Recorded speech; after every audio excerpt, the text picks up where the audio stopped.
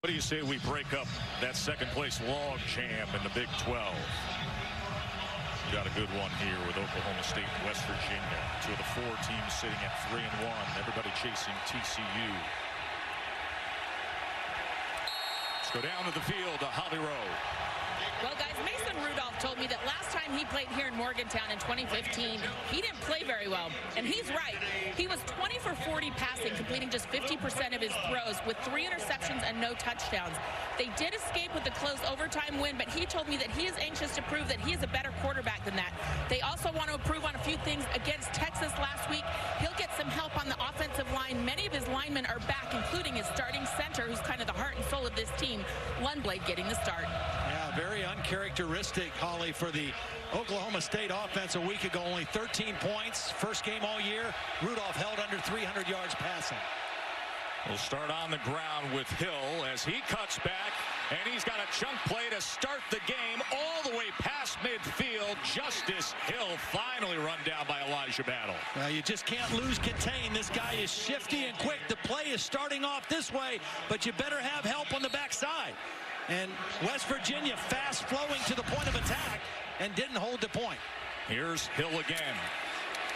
As he's met after 3.5 yards, went for the ball, came out at the end there.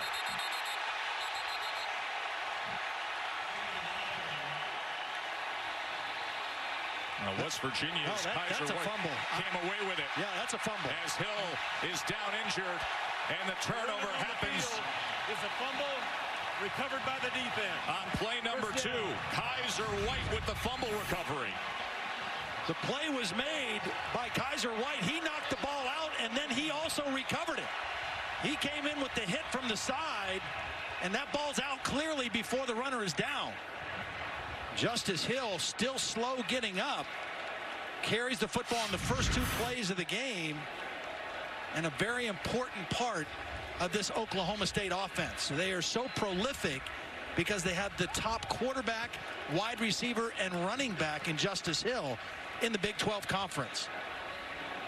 Went for 38 yards on the first play of the game, and then injured and fumbles on the next carry.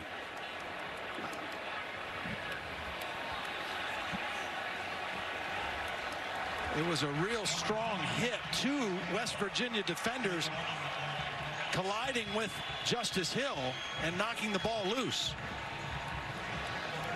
Xavier Preston and Kaiser White were the 2 guys that hit Justice Hill.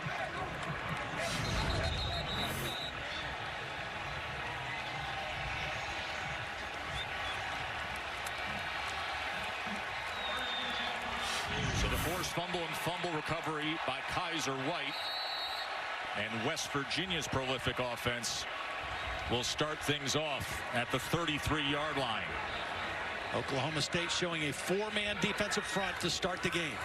Will Grier will complete first pass of the game for him with David Sills. Will Grier, number 1 in the nation in passing touchdowns. He's thrown 26, and the guy who just caught that pass, David Sills, has caught 15 of them. Quite a combination by 2 guys who did not necessarily start their career off the way they're finishing here at West Virginia together. 2nd and 11. Grier being chased down and brought down. Fumble there as the flag gets thrown in at the end, as it was Cole Watershide who brought down Will Grier. Well, I wonder if they're going to call a horse collar tackle on the sack. Watershide did a nice job of containing the quarterback, but as he brought Grier to the ground, is that what drew the penalty?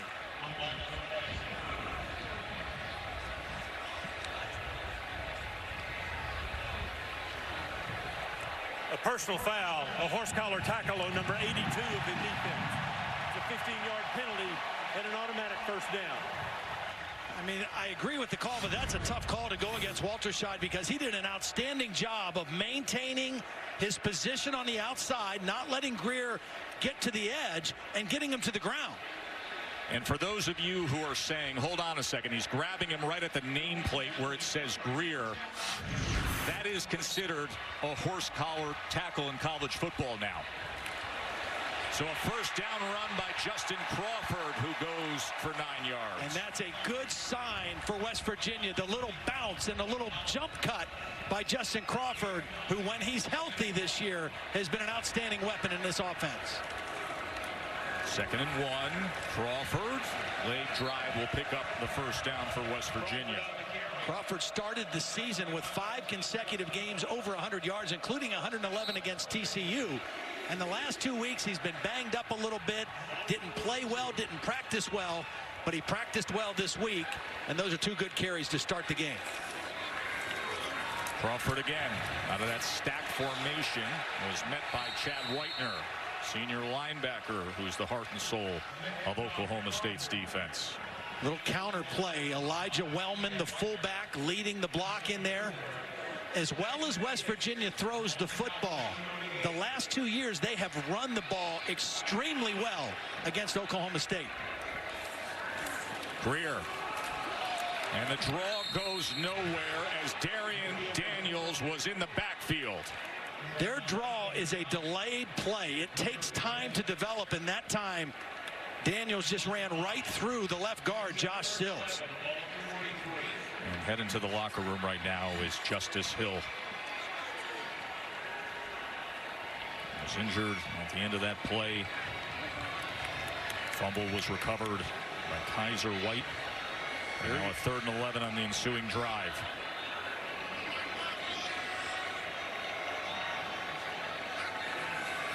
They bring some pressure against Grier as he gets it to Sims, and Sims was met by A.J. Green and the rest of the DBs.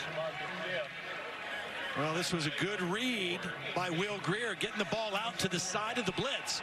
But Oklahoma State very well defending that play. With the ball cresting up on the +40 and a 4th and 8. No hesitation with Grier and the offense staying on the field. Quick kick.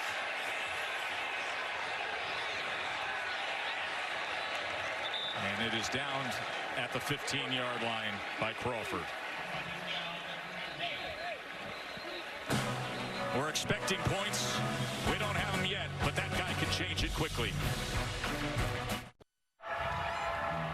Oklahoma State running back Justice Hill has been taken to the locker room for further evaluation. I saw him complaining to trainers about some head and neck pain.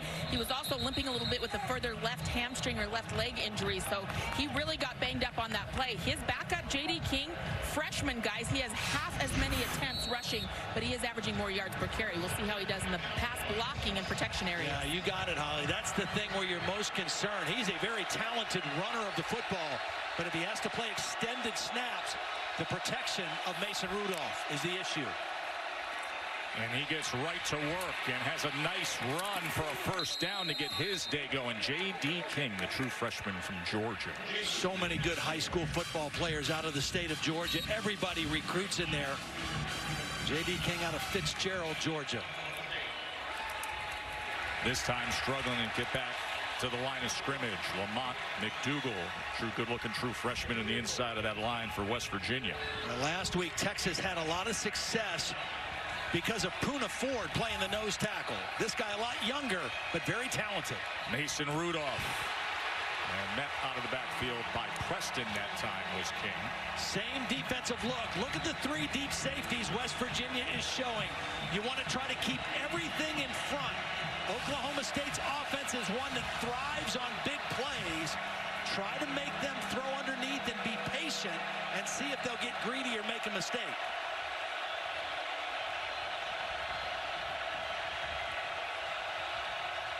The same look that Texas gave Oklahoma State last week.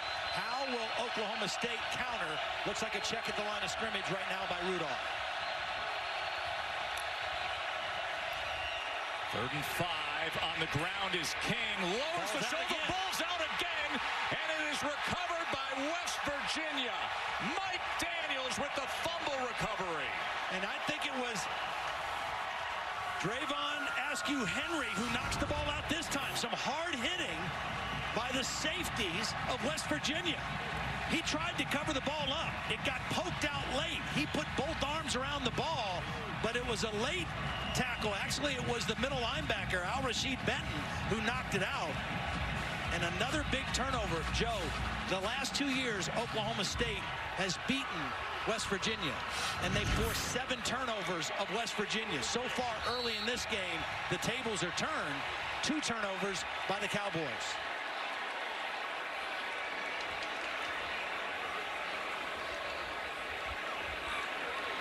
Wide splits by the wide receivers of West Virginia. So first down from the 36. Intercepted by Richards. Ramon Richards on the return. Dueling turnovers here in Morgantown. Now this is just a bad throw by Will Grier. He's drifting to his left. He doesn't quite get his feet set. He's got Sills open. Watch him drift to the left as he's throwing, and the ball just kind of gets away from him. Sills was open, and the usually very accurate Will Grier off with that pass. And Ramon Richards, who had the game-winning interception in overtime against Texas last week, helps his team out. And now Oklahoma State not only with the ball back, but in excellent field position at midfield. And L.D. Brown is in the backfield with Mason Rudolph. James Washington. 5'9" running back. Need to get him involved in the game. Here he is going to get it on this play. Here's James Washington. And he scoots ahead for a gain of 10 and a first down. I mean, he is their big play wide receiver. They've got a lot of talented receivers, but James Washington, for his career, has been outstanding. And he was held to 4 catches for 32 yards a week ago. L.D. Brown now with a good block set on that right side. Gets ahead just short of the 35-yard line. Both of these teams want balance in their offense. Coming in, Oklahoma State a little bit better, a little bit more even-handed offensively than West Virginia. Rudolph with time.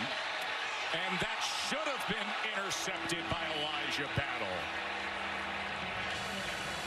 It's over the head of Jalen McCleskey. 3 deep safeties. That's a dangerous throw, and Mason Rudolph very lucky that that wasn't the 3rd turnover of the game for Oklahoma State. 3rd and 5.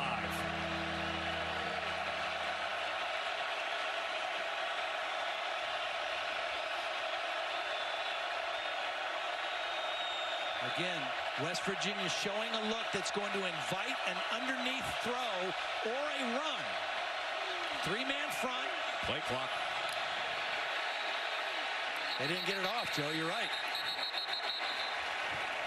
Oh, they got a timeout called before. A delay of game by number 2 of the offense. It's a 5-yard penalty. Now they're waving this off. They're going to say the timeout was called first by the sideline. It wasn't Mason Rudolph. It was Mike Gundy on the sideline that got the timeout call. Cooper Castleberry's crew quick to get to him on that. Correction. Oklahoma State calls their first timeout of the half.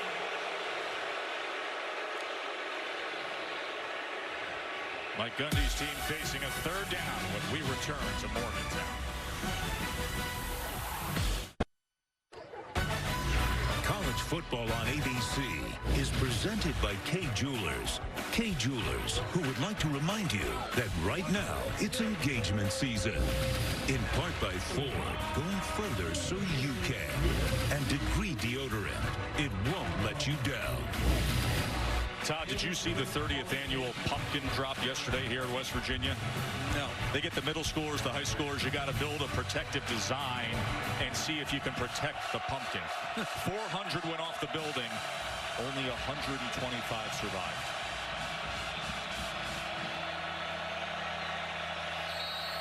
West Virginia has shown a lot of soft zone coverage. After the timeout, will they bring pressure on this 3rd down play? 3rd and 5. Going to run the ball here. And King, with that extra effort, maybe right on that mark. It'll depend on the spot. See, last week against Texas, Oklahoma State was not able to run the football effectively, even when the numbers suggested that they should run. They came up a little bit short on this 3rd down play, but going for it on 4th and very short. I mean, very short. Your quarterback is 6'5", 230 pounds as well. Loaded backfield with some extra cowboy back H-backs in there. He's going to pass, and the slant works to Washington.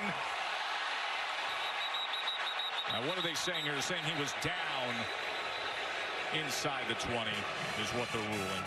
Single coverage, your favorite receiver, a guy on the field was that the runner was down before the fumble. First down.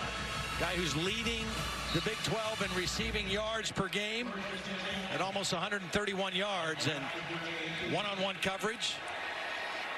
So 13 yards on that 4th and inches. Almost surprised they didn't ask for a measurement on that last play, but unaffected was Mason Rudolph slinging it to James Washington. The previous play is under further review.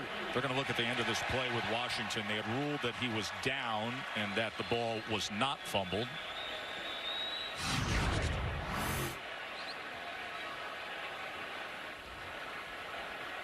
Yeah, Mike Daniels just ripping it out once Washington's back was on the turf there. Right now, West Virginia wondering, kind of thinking, hey, these guys have not been very careful with the football. Let's see if we can rip another one out. In all the years of Mike Gundy's teams, a Mike Gundy coach team had never started the game with their first 2 possessions with turnovers until today. Yeah. 2 turnovers on the first 2 possessions. And now this drive. After further review, the ruling on the field is confirmed.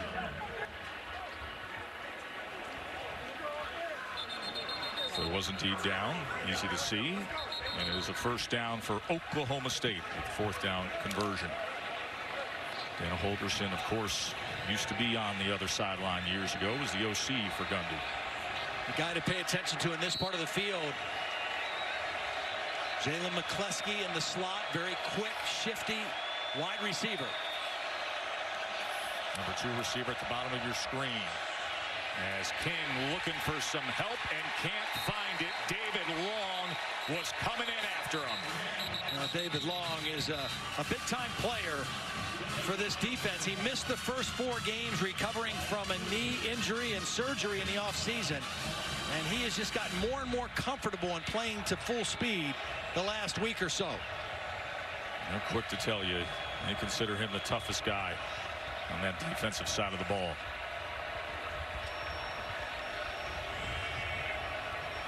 Big 12 crew is looking at the clock for the moment. Please set the game clock to 8:20, 8:20.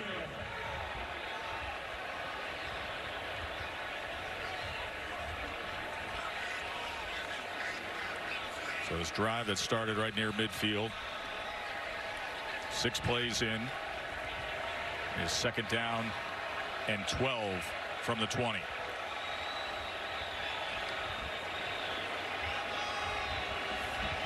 If you're West Virginia, you got to be aware of a quick screen out here to McCleskey this time. They have a trip set to the field, and the inside receiver is Keenan Brown, number 6. He is a tight end. Set the clock at 8:13, 8:13. Yeah, that big boy is typically out there for a purpose. He goes 6'3", 250. Again, both of these offenses very similar. A lot of times it's in the hands of the quarterback. He's going to count numbers. At the north end zone has malfunctioned. A lot of plays are packaged together with runs or passes. And if the numbers say run it, you run it. If not, you get the ball out quickly.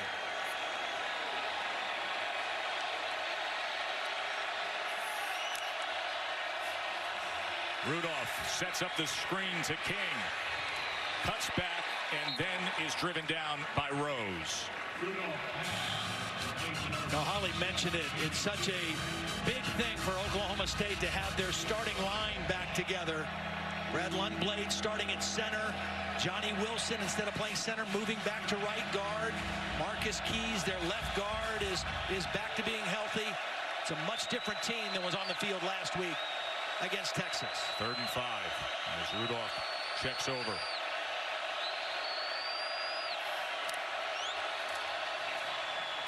And here goes Washington. Touchdown, Oklahoma State.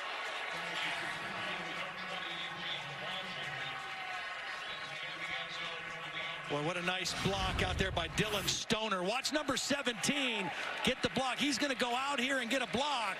and allow Washington to come underneath and score. Nice execution inside the red zone by Oklahoma State.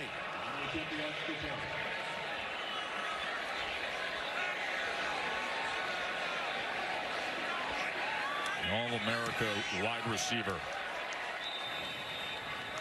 The FBS active career leader in touchdown catches. 7th of the year, 33rd of his magnificent career. 7-0 Pokes.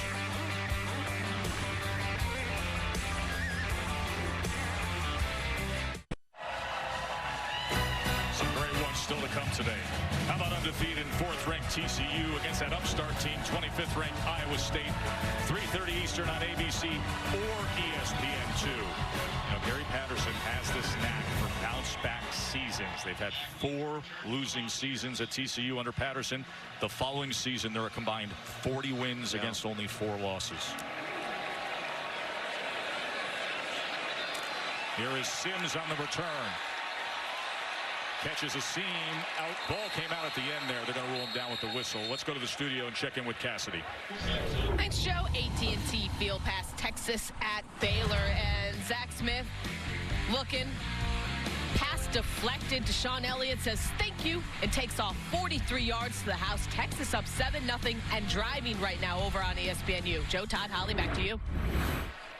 Well, I'll tell you, Deshaun Elliott, he had the 2 interceptions against USC, had the pick 6 off a tip ball of Sam Darnold, had an interception against K-State that stopped a big drive. He is having an All-America type season in Austin.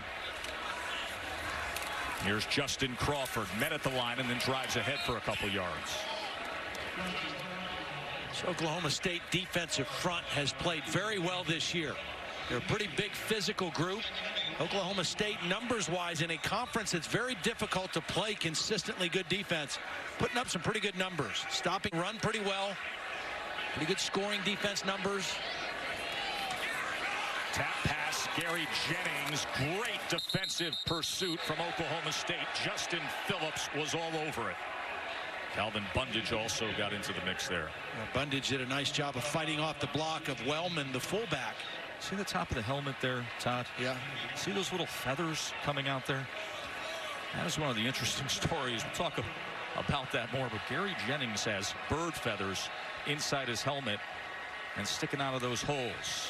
Safety blitz now. Grier, pressure, and a nice effort, but out of bounds was Jennings. So in fall camp, a bird twice scooped down and hit him in attack mode. Now the bird is fine, but a few of the feathers came off. So Jennings has taken the feathers and as a little good luck charm, he sticks them right in the helmet, and they poke out of the holes in the helmet. Maybe they'll keep the bird away. Scarecrow effect. Yeah.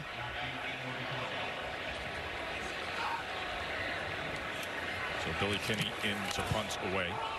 Oklahoma State was very close to that punt. Stoner with the fair catch. And we will see Mason Rudolph. Here's what Mason says about his head coach. From the first day, coach has been so approachable. It's awesome to have a guy that's played the same position at the same school. You know, he's been through all the same challenges, and there's a lot in common there. He's a light guy. You know, he knows when to joke. We've got a great relationship.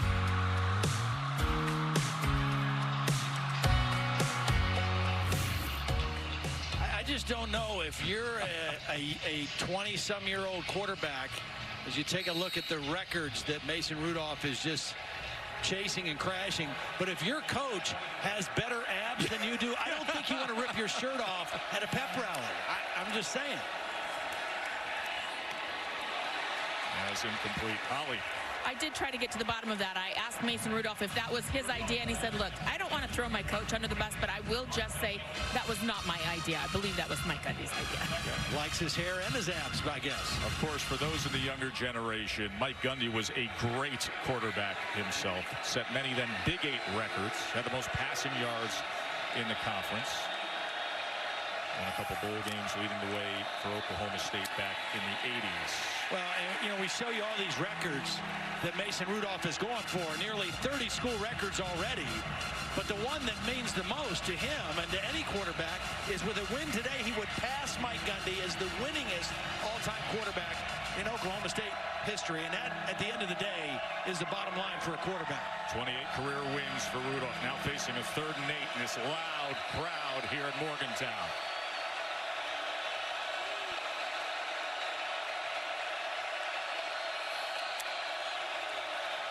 Rudolph with time. Complete. First down, Marcel Aitman.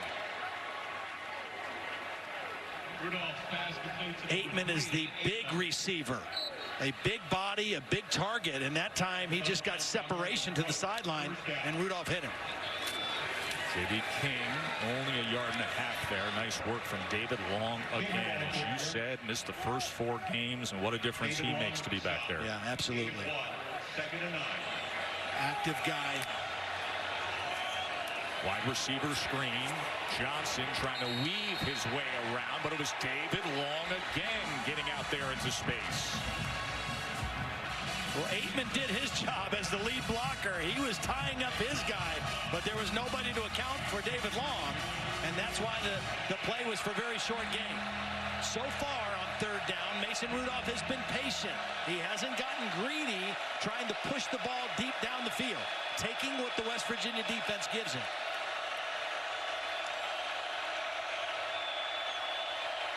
West Virginia has not been able to get pressure on Rudolph so far in the ball game. 3rd and 7. Here's the draw.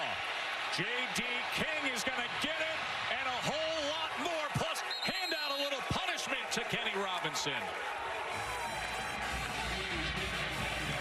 See, when they show a 3-man front and 8 guys preparing to drop in coverage with defensive back-type bodies, you have to run the football. You have 5 linemen blocking. Rudolph downfield looking for Washington. Incomplete as it was floating in the end zone. And White was looking for another turnover. When you have opportunities like this, if Mason Rudolph is going to throw a ball up like this, you have to come away with the turnover. That's 2 balls in the first quarter that Mason Rudolph has thrown where he should not have thrown it. And West Virginia not able to capitalize. Yes, they have 2 turnovers, but they could very easily have 4 at this point. Kaiser White had the forced fumble and fumble recovery early on today. They're too explosive offensively to not capitalize. Delay with L.D. Brown. Nothing happening there. You see David Long trying to rip that ball out.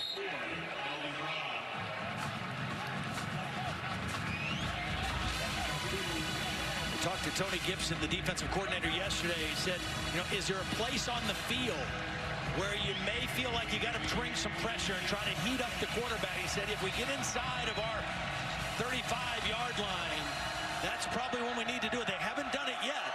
And Rudolph has been unhindered in the pocket so far.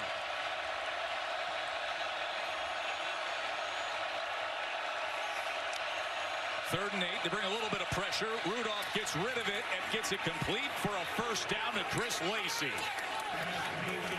It's a good read by Rudolph and a great block by his running back. Remember, they're playing without Justice Hill. That time, beautiful blitz pickup by the backup running back to allow the throw. Quickly right to the line. Rudolph over the middle and somehow gets it into the gut of Lacey. Lacey had Askew Henry right on top of him. See, this is one of those run-pass options. The line is blocking run. The running back's waiting for the ball, and Rudolph changes it. And King, the chain gang is barely even getting in place, and J.D. King is already running the ball on first down. Oklahoma State does not always play at full-speed tempo, but usually after they make a first down, they like to go fast. They will vary their tempo throughout the ball game. If they feel they have a defense on their heels a little bit, that's when they'll really speed up.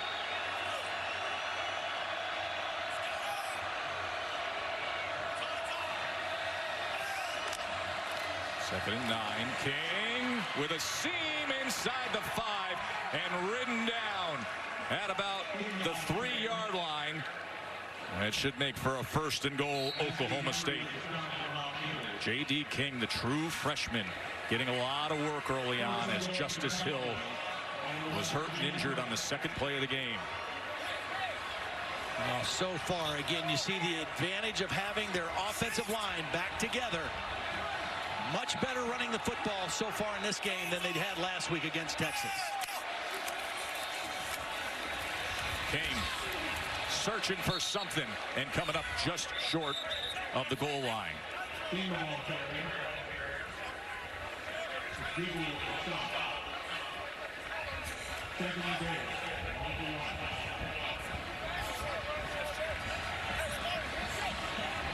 Second and goal.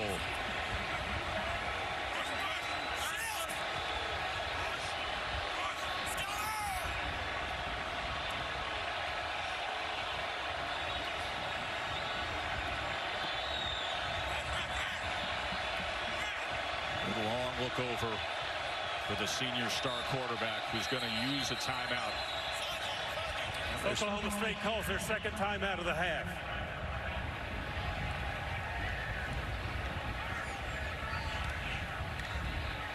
Looking to go up 2 touchdowns here. 2nd and goal when we come back.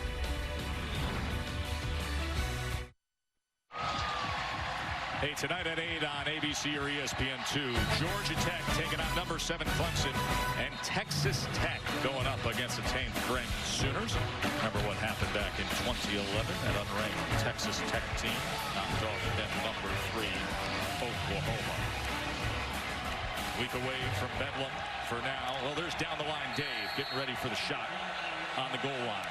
2nd and goal. What a difference. Rudolph. What a difference a week makes for the Oklahoma State running game. He's going to keep, and he's going to score. Mason Rudolph's 7th rushing touchdown of the season. Well, everything is saying we're running this ball with 2 fullbacks to the left. A nice read by Rudolph. Watch, everything looks like the run is going here. Good fake by Rudolph. Get that defense flowing, and then use that big body to get the ball across the goal line. A week ago against Texas, Oklahoma State averaged 1.3 yards per carry. So far in the 1st quarter, they're over 7 yards per carry without their best running back. That is blocked. First missed PAT for Matt Amendola.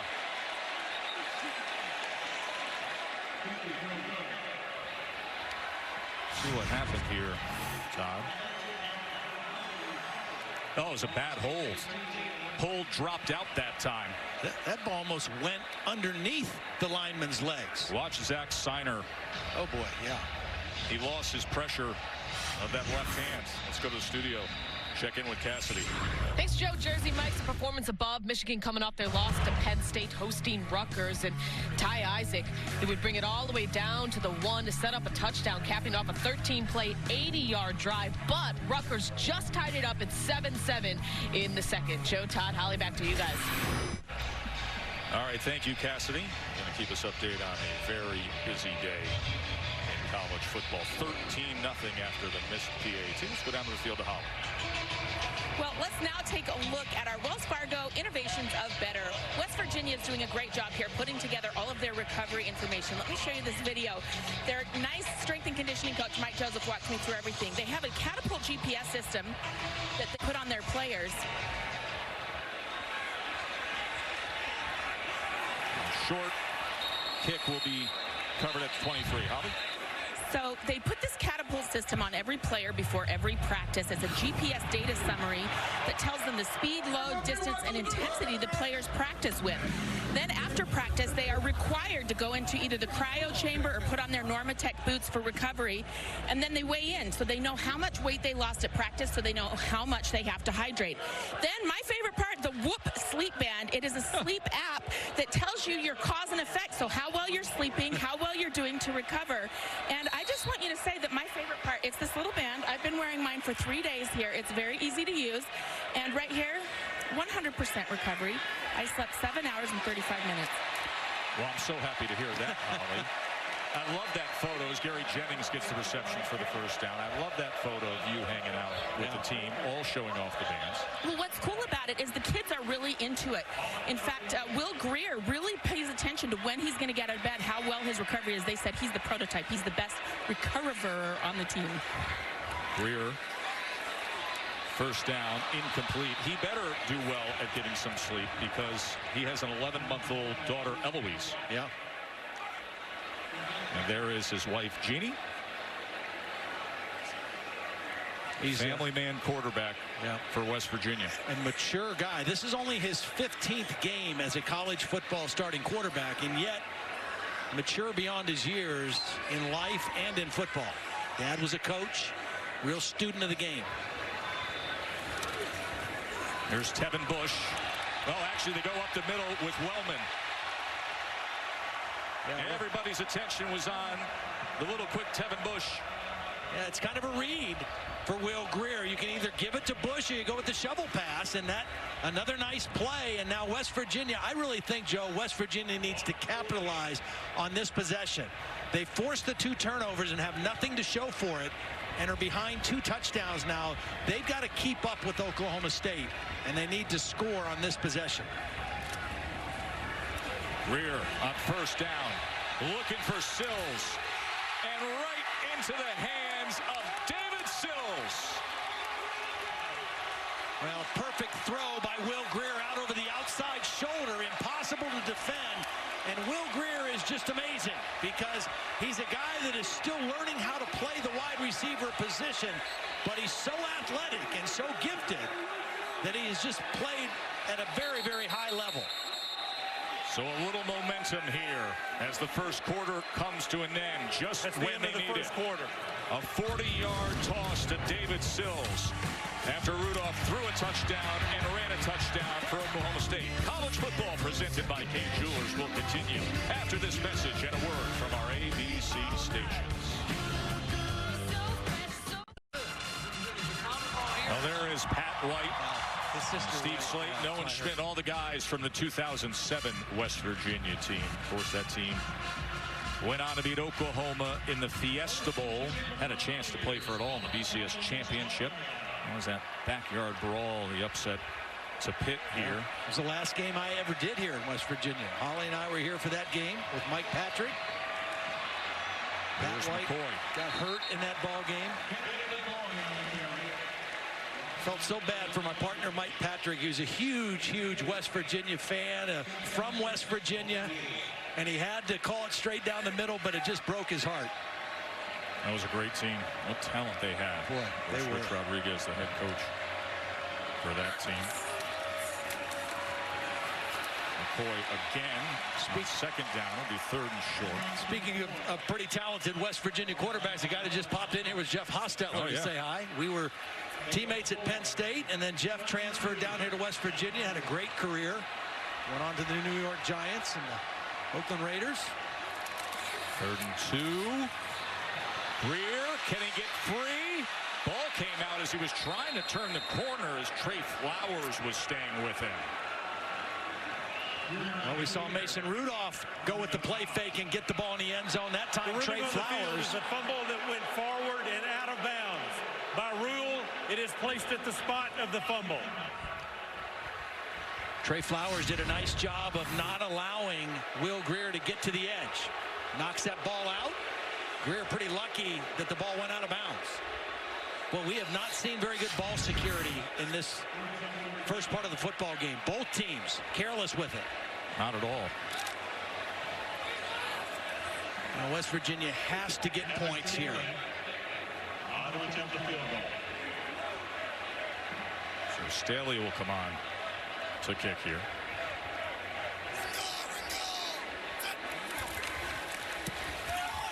A 23-yard field goal. Put West Virginia on the board. Of course, we invite you to kick off your Week 8 Sunday NFL Countdown at 10 a.m. Eastern on ESPN. You got the great crew with Sam Ponder leading the way. An inside look all access with Carson Wentz.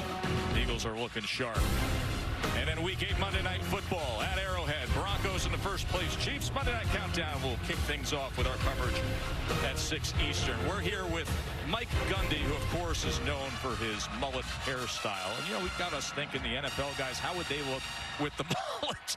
And it's Gruden on the left. I mean, wow. Ryan, hey, you know, Ryan may look pretty decent there with the mullet, actually. But how about John Gruden if he went with the Mike Gundy look there, Blackledge? I think he could make it work.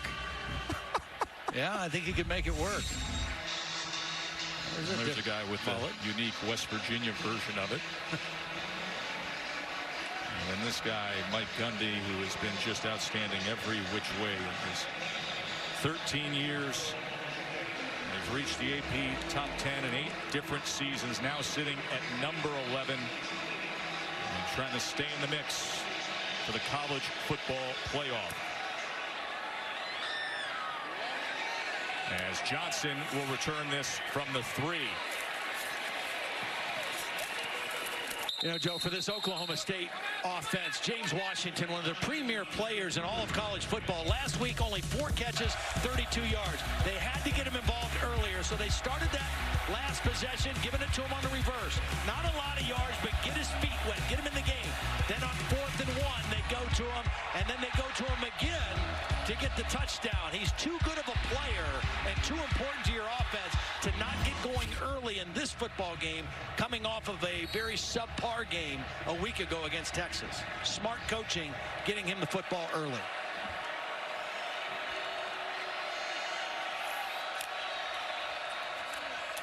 Rudolph, quick strike, and there it is, right to James Washington, Todd. You know, right now, Mason Rudolph looks calm. He looks comfortable. He's seeing the whole field, and the run-pass balance has got them the advantage. Pulls it again and quickly gets it out as he's able to find Sione Fine-Feyu Iaki. And another first down for Oklahoma State, out past midfield. Dump off to the outlet receiver there again. Mason Rudolph very much in control.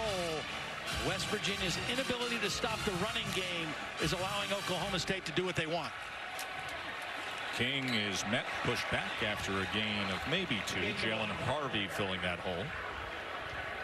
Right now for the game, Oklahoma State 118 yards rushing, 103 yards passing, averaging 7 yards a play, and that's exactly the way Mike Gundy wants this offense to operate. Can't stress enough the return of their center, Brad Lindblade, in the middle of this offensive line. How important his return has been to them. Hurt his leg against Texas Tech. Been starting center the last 3 years. 2nd and 9. King again. Big hole right behind Lundblade.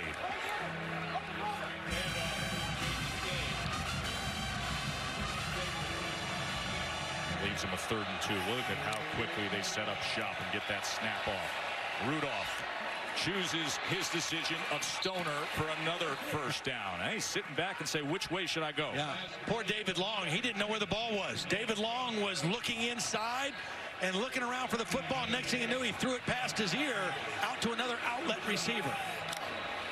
Rudolph is in form early here. J.D. King just wrapped up by David Long. The thing that I'm seeing out of him that I didn't see last week watching the film of the Texas game. Last week he got frustrated. He got flustered and frustrated by Texas and the coverages they were playing because he couldn't throw the ball downfield. Tonight, he looks very patient. He's just taking the dump-offs, taking the underneath throws, knowing that it's all about moving the football. And now here they are again, nearing the red zone. Subbed out receivers and the back. It's L.D. Brown now on 2nd and 5, flanking Mason Rudolph. And the delay to Brown, as it will make for a 3rd and a long one. Benton with the tackle. You know, Holly did that report on the recovery program that West Virginia has. The reason that's so critical, in their game a week ago against Baylor in Waco, they had 6 starters on their defense, played every snap, 88 snaps. And already they've played 35 snaps in this game. So this is a lot of stress to put on your defensive starters when they can't get off the field. 3rd and 1.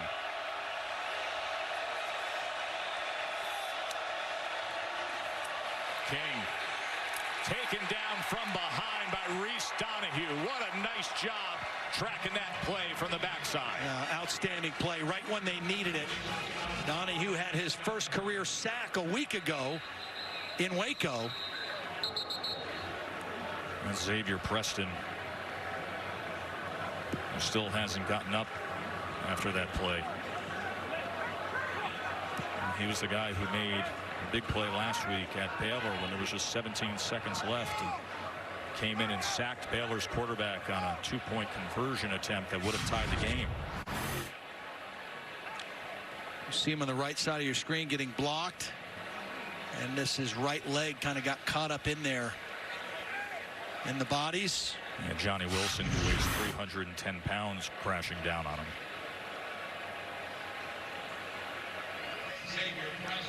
So Preston able to walk off. That's a good sign. Ollie will figure out what's going on with the starting linebacker for the Mountaineers. 10-point lead for Oklahoma State on the road. Your offense has got a good blend of run and pass going, even though your starting running back has been out of the game since early. And it looks like Mike Gundy's going to just keep that offense on the field and go for it here on 4th down. You've got momentum. You've got this West Virginia defense on their heels a little bit. And you've got your offensive line kind of back intact.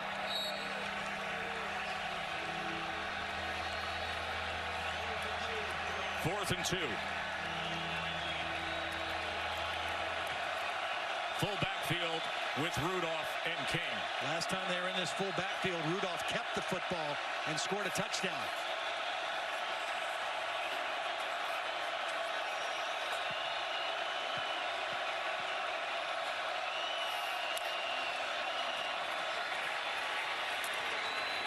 That'll be a first down for the Pokes. It's J.D. King. They shifted over to a stack formation on the left side, and he just went behind that big plow. Well, Mike Gundy not even skipping a beat with the 4th down conversion. No, I think right now he feels great about his offensive line. He feels great that his quarterback is not forcing the issue. That's an interesting mark they gave there, Todd. At the end of that play, as you saw King's body roll forward, but now the mark is going to force them to bring the chains out.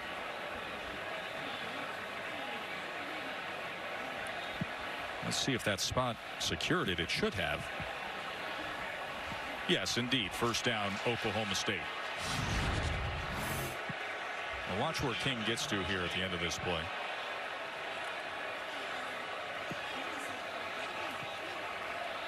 He's not even down yet. He's down right now.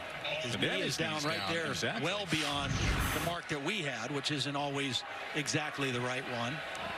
So it was a well-earned first down for Rudolph and the Cowboys.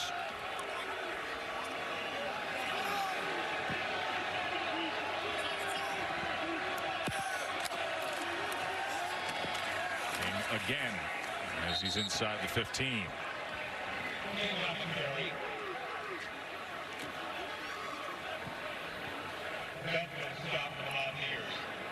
Justice Hill got knocked out of the game on the first possession, and it has been a steady diet of the true freshman running back J.D. King.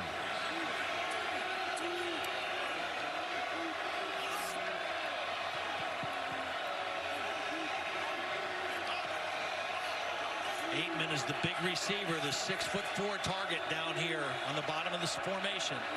That's Washington to the top.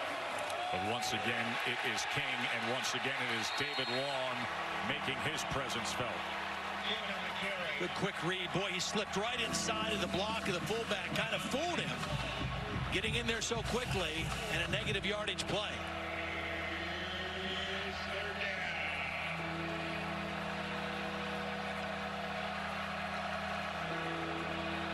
Because of that negative yardage play, it takes the run a little bit out of the equation here for Oklahoma State on this 3rd down play, because it's not 3rd and 4 or 5, it's 3rd down and 11. Brown is in with King in the backfield. Rudolph on 3rd and 11. Shovel pass that never had a chance as things were really clogged up there with Ezekiel Rose. Running on the field was a forward pass. Incomplete. It's 4th down. It's good defensive stand by the Mountaineers. They got the negative play on 3rd down, on 2nd down, forcing 3rd and long. And then they just kind of blew this play up before it had a chance. Good, strong defense when they got in their own territory by the Mountaineers. Zach Steiner, remember he had the bad hold moments ago where he let go of the ball. Amendola now on with the 35-yard attempt.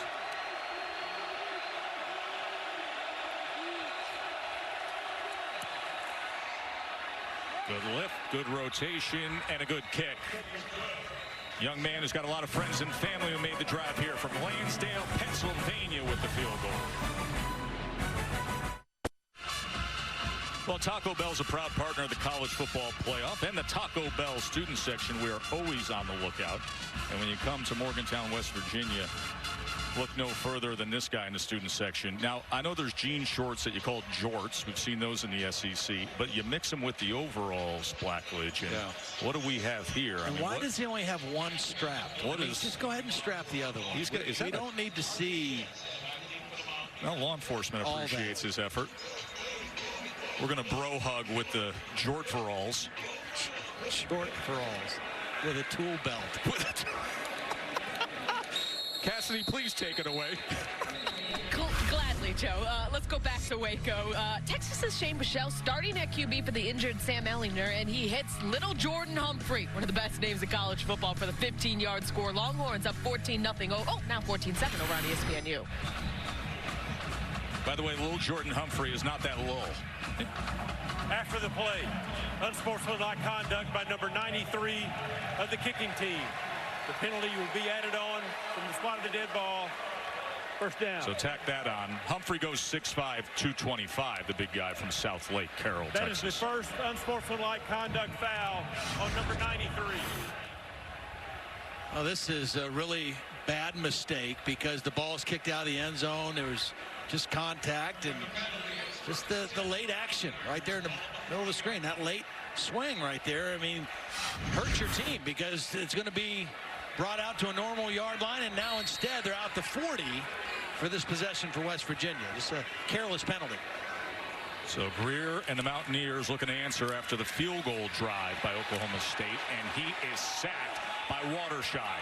Well, this time Watershide grabs the jersey where he's supposed to. He beats his man, the right tackle, and then beats the running back and gets the sack on the quarterback. Excellent individual effort that time by Watershide.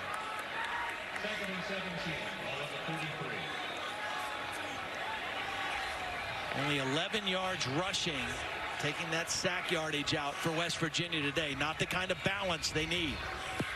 Here's Tevin Bush. He is quick in space, but he couldn't break through the 2 defenders, and A.J. Green came up with the tackle.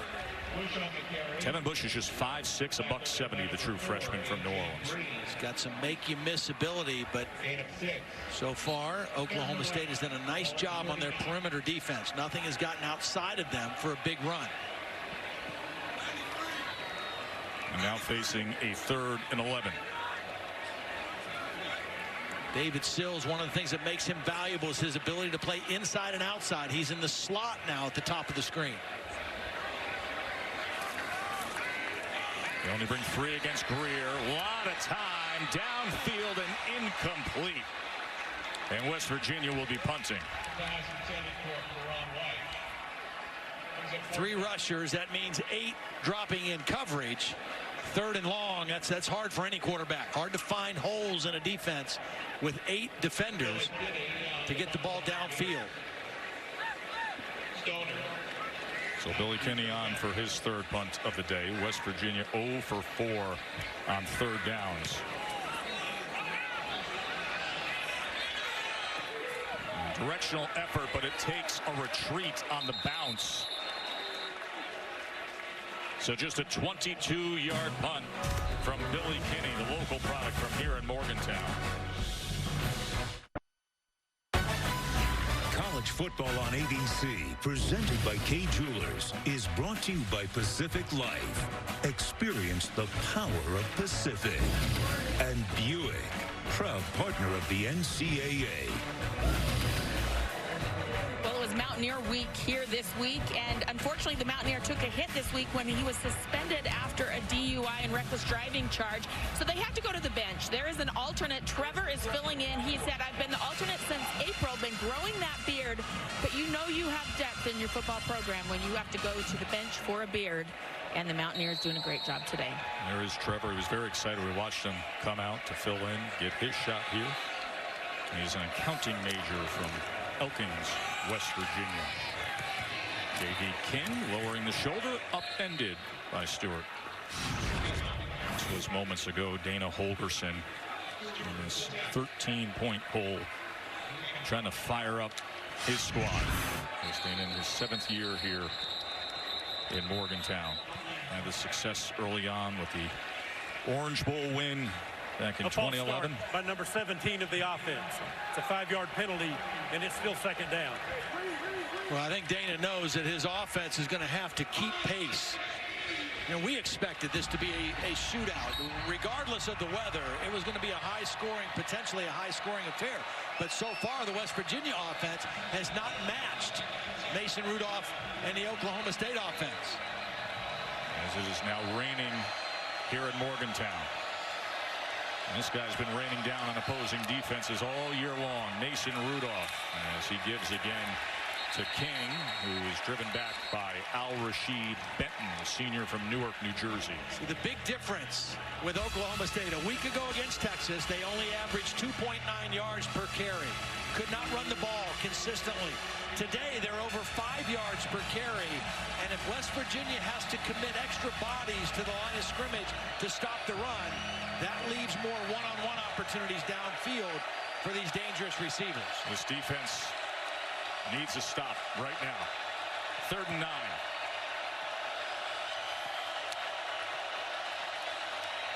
Rudolph, plenty of time, and it's incomplete.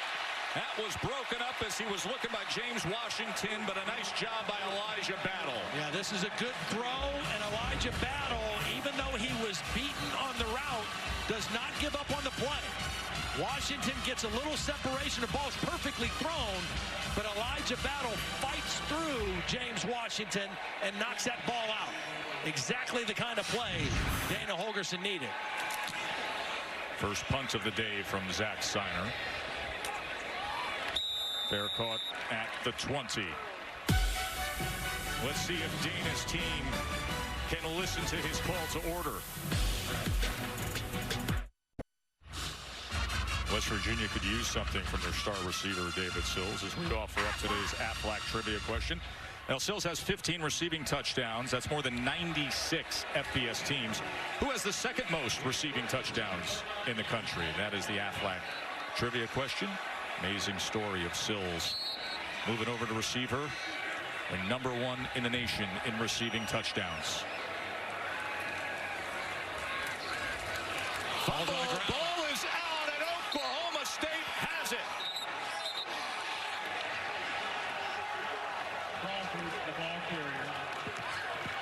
That is Bakari coming up with it. Running on the field is the fumble recovered by the defense. Jordan Brailford from the backside is the guy who knocked the ball out. Justin Crawford's eyes were looking ahead, and Brailford from behind knocks the ball out. And again, poor ball security. We've seen it the entire first half, and this one really hurts Dana Holgerson's team. In a drive that we said during commercial had to be something that produced points for West Virginia before halftime. All of a sudden now, their defense with their back against the wall in a sudden change situation. It was only moments ago that Holgerson was imploring his troops. Something's got to change. It just went the other way. Delay now for J.D. King as he gets free, and it just got worse for West Virginia.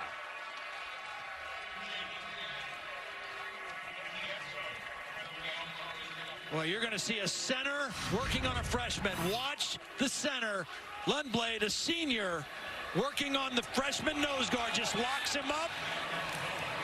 And that's exactly where J.D. King ran, right behind that senior center for a costly and important touchdown for Oklahoma State. Taking advantage of the turnovers. West Virginia not able to. Oklahoma State capitalizing. It all started with the 300-pounder, Taj Bakari. Ball came out. And Big Taj said, "That's all mine." And then the 20-yard touchdown run by the true freshman J.D. King.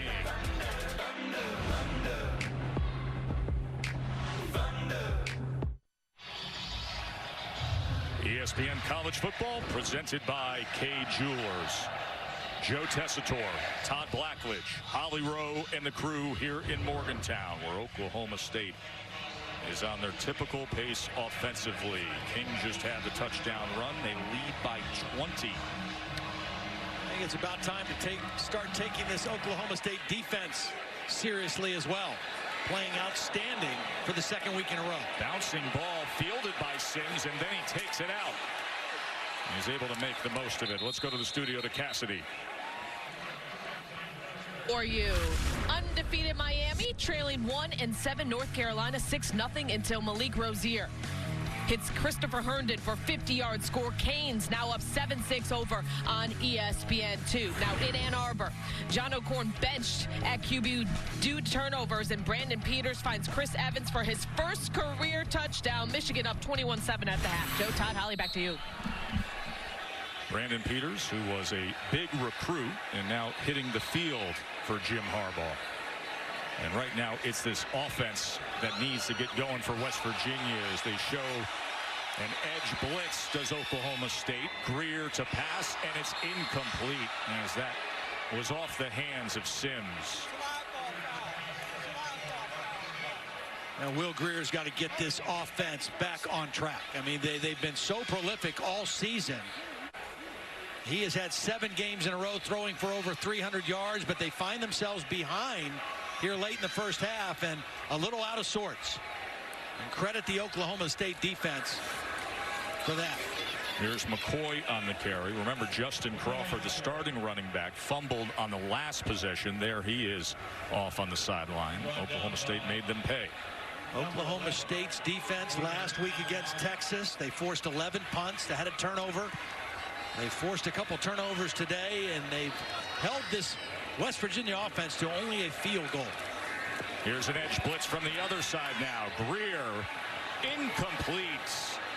And Glenn Spencer's defense is playing some good ball here in Morgantown. The other thing they did really well a week ago, they held Texas to 3 for 17 on third down. West Virginia in the first half 0 for 5. There is Glenn, his 10th year at Oklahoma State. Well-respected defensive mind. They've only allowed 4 touchdown passes this entire year. Kinney, see if he can do better. Took a bad bounce last time. This time fielded just near the 30 by Stoner. Holly. Well, I spoke with Glenn Spencer before the game about his defense and their attitude this week, and he actually sent a clip from a movie, an old General Patton movie that talked about glory is fleeting. He didn't want their guys to be so caught up on winning the game last week in overtime with the defensive interception that they weren't preparing right and realizing this is a new ball game, a new clock, a new set of circumstances. So he sent that clip out to all his kids. He said, I was a little worried. Not a lot of kids knew who General Patton was, but he went to World War II to let them know glory is fleeting. You got to get back and be ready to play this week. Glenn must like the movie clips because before the Texas game, he showed him a clip from The Legend of Bagger Vance, which is an even more unknown character than General Patton. Really? He must like the movie motivational method. Bagger Vance and Patton are really stretching the spectrum of movies there. King tackled by Long. Now, Long has done his part today, Todd. He's played well. You know, the more confident he gets with the knee, the faster he plays, and he's playing the best as he's played all season. Last week he was good. This week he's even better. But this defense has been on the field too much. 45 plays Oklahoma State has run here in the first half. And they're not even playing 271 fast. total yards, so only 88 for West Virginia.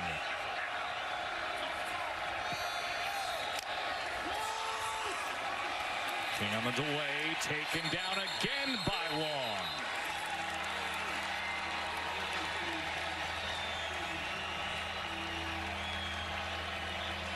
Capital One halftime report is coming up. It'll be interesting to hear what Kevin and Matt and Booger have to say about what lies ahead today as well. If West Virginia can get a stop here, they might call a timeout.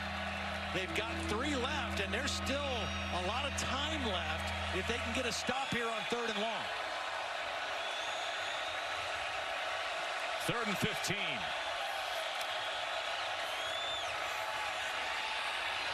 To the left side, and they'll be punting from there. 2.5 minutes before the half as Benton and White had the tackle. Holly, what can you tell us with the injury updates? You know, West Virginia's doing a nice job defensively, and that's been without Xavier Preston, who's been on the sideline. They've been evaluating him in the medical tent for a right knee injury. Also, keep in mind, boundary safety Toyas Avery's not played in this game, so several guys in the secondary and defensive backfield have had to be shifted to new positions. Kenny Robinson, Drayvon Askew, Henry, these guys are doing a nice job later in this second quarter. Zach Seiner, interesting character to punt here. That's a low line drive fielded by the up man, David Sills at the 40. You know, many connections between these two schools and these staffs. Take you back to 2010. Dana Holgerson was the offensive coordinator. Of course, now the head coach here at West Virginia. But they put up incredible numbers on that 2010 Oklahoma State team. They had a star receiver, Justin Blackman, who led the country with 20 touchdown receptions. Right now, David Sills is leading the country. And then both had older, more mature, married quarterbacks with a family, such as the case Brandon Whedon then with Oklahoma State, Will Grier now. Uncanny. It is uncanny. Yeah, to really think is. that the star receivers leading the nation in touchdowns, the more mature family men quarterbacks, and of course the intertwined coaching staffs. McCoy just gets free enough out to the 44. West Virginia with all 3 timeouts, and they'll get the ball to start the 3rd quarter. I think this is a critical possession to get points before they go to the locker room. It starts with taking care of the football. McCoy again darting ahead for a first down to midfield. We asked you, Sills leads the nation in touchdown catches with 15. Who's second? And it's the guy who played last night for Memphis, Anthony Miller, who had another touchdown catch last night in Memphis's win against Tulane. Downfield strike to White. Grier to Karan White, and now they got to make something of it. Well, beautiful throw by Grier under duress. There was a free rusher coming. He didn't flinch and delivered a perfect strike on a post pattern. 38-yard reception. First down at the 13. Grier. He was looking for White again. You got 1:07. You've got all 3 timeouts. You can take your time here with the clock stopped on the incomplete.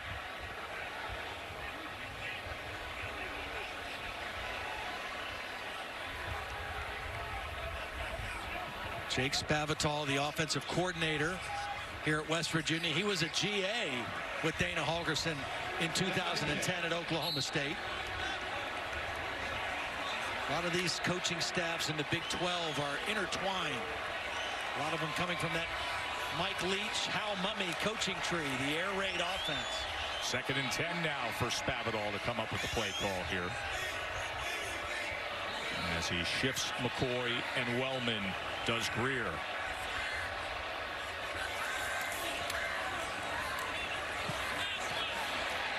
And he's going to check down to McCoy. Picks up a block and gets it to the 5-yard line under a minute to play in the half. Really good decision by Will Grier. He was looking for Karan White on the right side, and he was double covered. And he had to go the other side of the field to his outlet receiver and get it to McCoy. 3rd and 2. Grier to the end zone. Incomplete. He wanted Jennings. And Ramon Richardson Richards, who's been playing so well this week and last week at coverage. Yeah, really good play by Richards.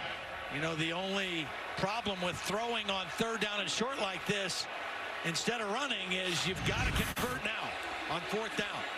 So here we go. Boy, do they need it. 4th and 2. A run formation with the fullback Wellman and McCoy in the backfield. 4th and 2. McCoy. 1st and goal, Mountaineers. Second effort by McCoy. Fighting through the pile. He wanted the touchdown, but he got the much-needed 1st down. Number 3 timeouts remain. Clock stops with the 1st down for the moment. Not sure why they wouldn't have just used a timeout there right now. Quick strike incomplete. Flag comes in.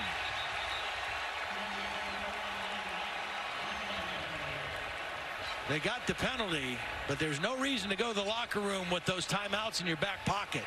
You have got to get a touchdown here. Make sure everybody is on the same page, especially since you have your sophomore running back in, Kennedy and McCoy.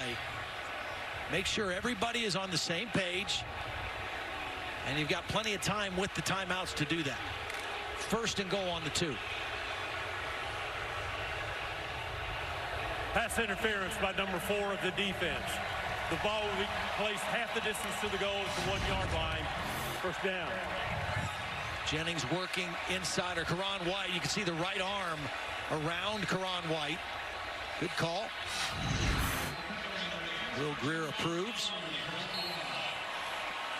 So from the 1.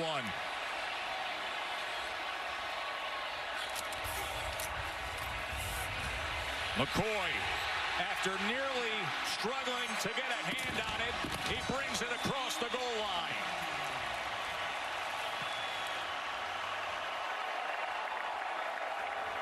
Awkward handoff, but the result they wanted. It looked like Will Grier was trying to read this to the very end. He was thinking about pulling this football, and that's why it almost got out of the way. But McCoy did a nice job of maintaining possession and getting the ball in the end zone. And boy, did they need that, Todd. Again, they'll get the ball to start the 3rd quarter. They were way behind Texas Tech a couple weeks ago. And so playing from behind, not that hard for West Virginia, but much needed points there. Let's take a look at the touchdown again. Again, McCoy, the backup running back. Watch the exchange right here. Will Grier is going to read this and keep that ball in the stomach as long as he can, and almost tried to pull it out, and it got on the hip of McCoy. And credit McCoy for hanging on to that football. He did not have his hand on the football. His elbow was pressing the football against his hip, then finally got his hand on it. I think Will Grier was trying to pull that football to keep it, and McCoy was able to maintain possession. Ollie? Well, guys, Justin Crawford, the running back for West Virginia, got off to a great start this season. 5 games of over 100 yards, but the last 2 weeks he hasn't played as well. And Dana Holgerson said he didn't practice well either. We gave him the benefit of the doubt last week, and he said, if you don't play well, you're not going to be in there. Well, after that fumble, they pulled it. They put in McCoy on this drive, and much more success. He was really hungry running that ball and getting that touchdown last time. Yeah, and Holly, I thought Crawford started off the game all right. His first couple runs were pretty good. And then as the game wore on, he didn't run as hard, and then the fumble just kind of sealed the deal for him, I think.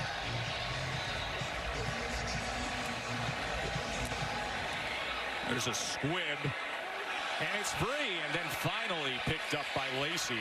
That was rolling around as a live ball. Let's go to Cassidy in the studio. Thanks, Joe. Virginia and Pitt, and watch this run by Quadri Henderson. No one even comes close to wrapping him up, and he breaks off a 75-yard punt return. Panthers right now up 21-0 in the second. Joe, Todd, Holly, back to you guys. Cassidy, that's what happens, Todd, when you're named the Squirrel, right? Quadri Henderson, a little 5'8" player for Pitt who's just outstanding. They call him the Squirrel. You dash a dart, right? He is just an electric open field runner. All-American kick returner, was grossly under-recruited coming out of Delaware. He has been a star for Pitt.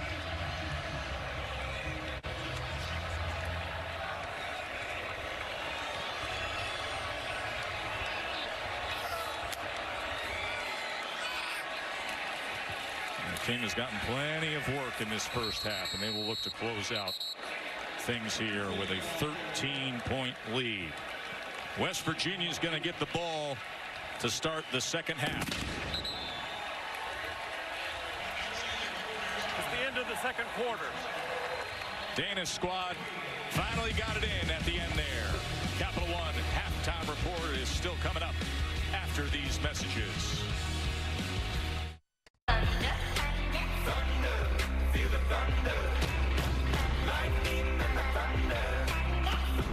And here goes Washington. Touchdown, Oklahoma State. He's going to keep, and he's going to score. Mason Rudolph's 7th rushing touchdown. J.D. King as he gets free, and it just got worse for West Virginia. McCoy struggling to get a hand on it. He brings it across the goal line. We welcome you back to ESPN College Football, presented by K Jewelers. West Virginia got that McCoy touchdown run to close it to 13, but it was all Oklahoma State, 23-10, the number 11 team in the country on top. West Virginia to start things off here. Joe Tessitore and Todd Blackledge with you. 164-30 was the rushing edge for Oklahoma State. Well, and that's usually a recipe for success for Oklahoma State. The other thing that stood out to me, both teams forced 2 turnovers, some careless handling of the football, but Oklahoma State took those and turned them into 14 points. West Virginia didn't capitalize for any points on those 2 turnovers. West Virginia also struggled on 3rd down. They were 0 for 6. And then, of course, the big play is always a factor with Oklahoma State. They had a 10-4 edge in plays over 10 yards long. See if West Virginia can build on the momentum right before the half of getting a touchdown.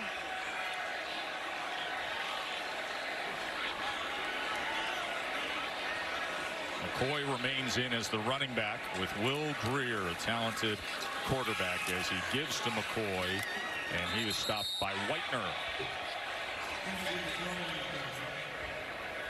This defensive front for Oklahoma State, big, pretty athletic, and I think for the most part they've done a nice job, a very nice job in the run game. Sometimes they play a 3-man front. They've been pretty much a 4-man front predominantly in the ball game today. 2nd and 9, tap pass to Bush. And he cannot go anywhere. Tackled for a loss by Phillips. Holly? West Virginia coach Dana Holgerson told me that it was crucial to get some momentum and get a score going into the half. He said, we've been here before, though, against this team. He said, we know we can move the ball and score against them, but still, that was a big momentum booster score going in at the half. Yeah. Remember, they trailed 17-2 the last time Oklahoma State played here, so they have indeed been here before. They forced overtime that time. Here's their chance to improve their 3rd down production. 3rd and 10 right out of the locker room.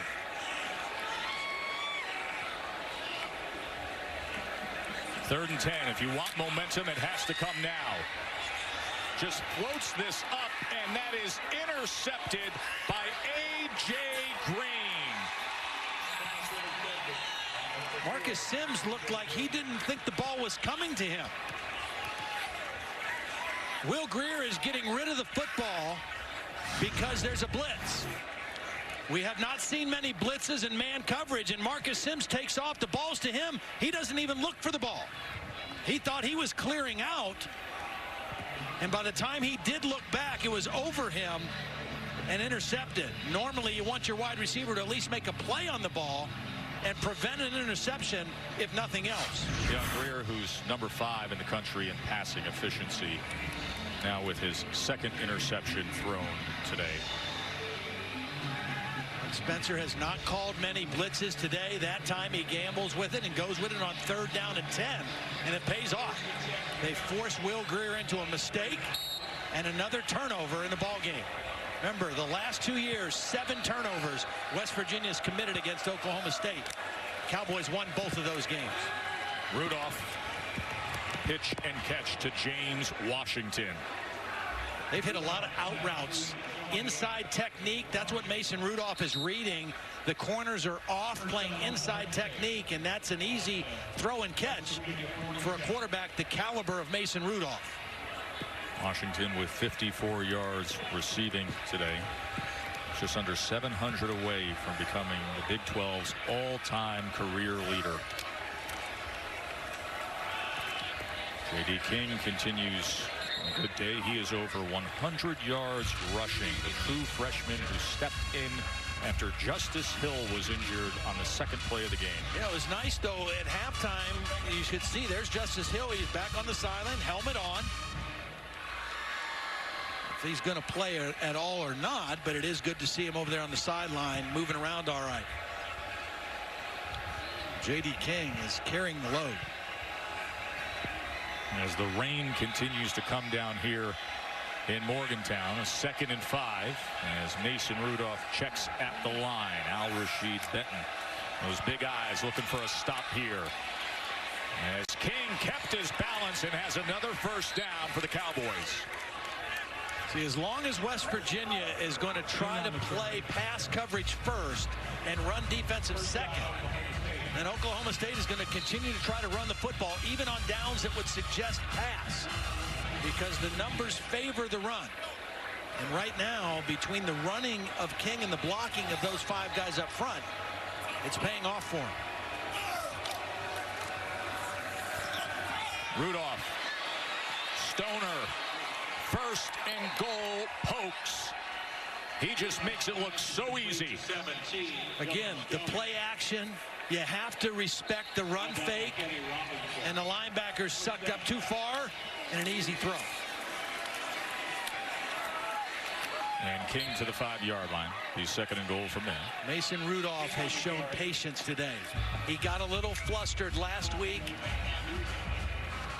in Austin, but this week in this game he is just taking what West Virginia allows him to throw. He's made good checks in the run game, and he's taken the safe throws and hit the big ones when they're there. Has not tried to force the issue. To the end zone, and that was a little too high for McCleskey.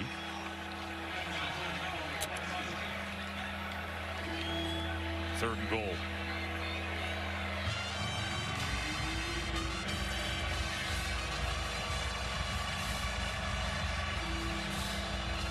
Number 1 quarterback in the country in passing yards per game, but he has been able to lean on the running game today and just manage things.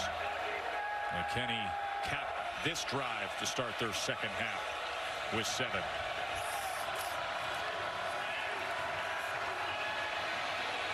Here's King reaching for it, and finding the end zone is J.D.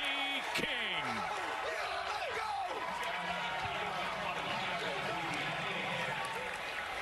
A nice read by Mason Rudolph. Again, looking to the right of the formation. He wants to throw this ball right. It's not there.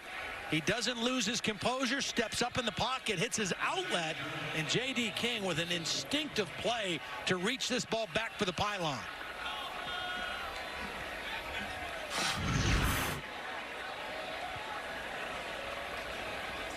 Well, this young back is impressive.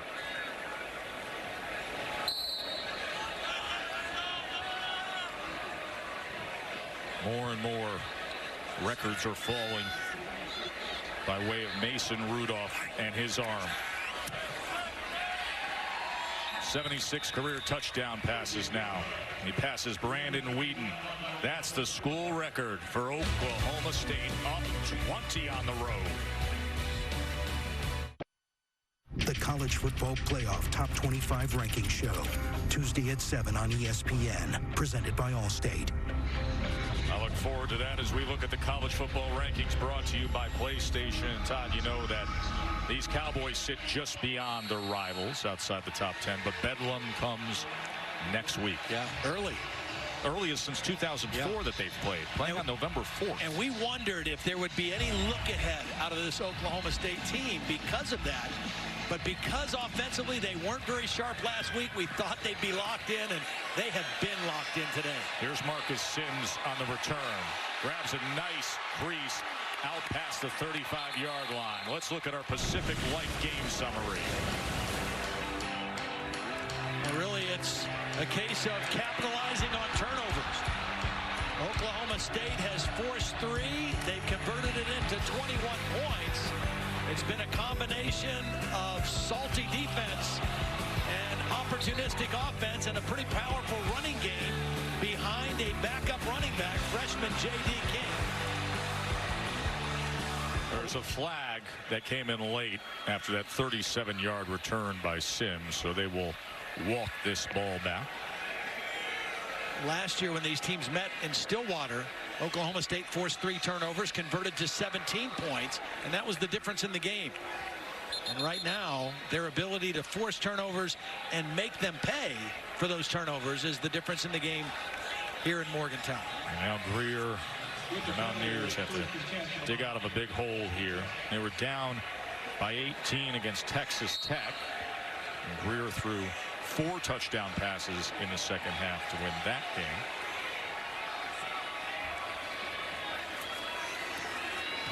McCoy has remained the running back. Well, this run defense for Oklahoma State has been the difference in the game, I think. Coming into the game, giving up 134 yards per game, which isn't stifling, but in this league, it's pretty solid. And they've done even better today, holding West Virginia to just 32 yards rushing. 2nd and 9. Here's a cat blitz being called by Glenn Spencer. They pick it up, and it's incomplete as David Sills just hasn't gotten his groove here today. Leads the nation in receiving touchdowns. Well, that one was a little bit behind him, but he had both hands on it. And Trey Flowers was able to kind of knock it out as he tried to secure the catch. That was A.J. Green coming off that corner blitz there. The whole passing game for West Virginia, though, has looked out of rhythm. They just have not looked like they've gotten their rhythm revved up, and credit the Oklahoma State defense for that. And their inability on 3rd down, 0 for 7. 3rd and 9. Coming after him again, trying to set up the screen. So disruptive now is this front 7 of Oklahoma State. Coordinator Glenn Spencer is having himself a great day. Just a 4-man rush, but they're coming from some different spots. They're showing more than 4 rushing. They're dropping some guys out. It's only 4 guys rushing on the screen, but Will Grier just not able to make a good throw over the bodies, and another punt situation for West Virginia.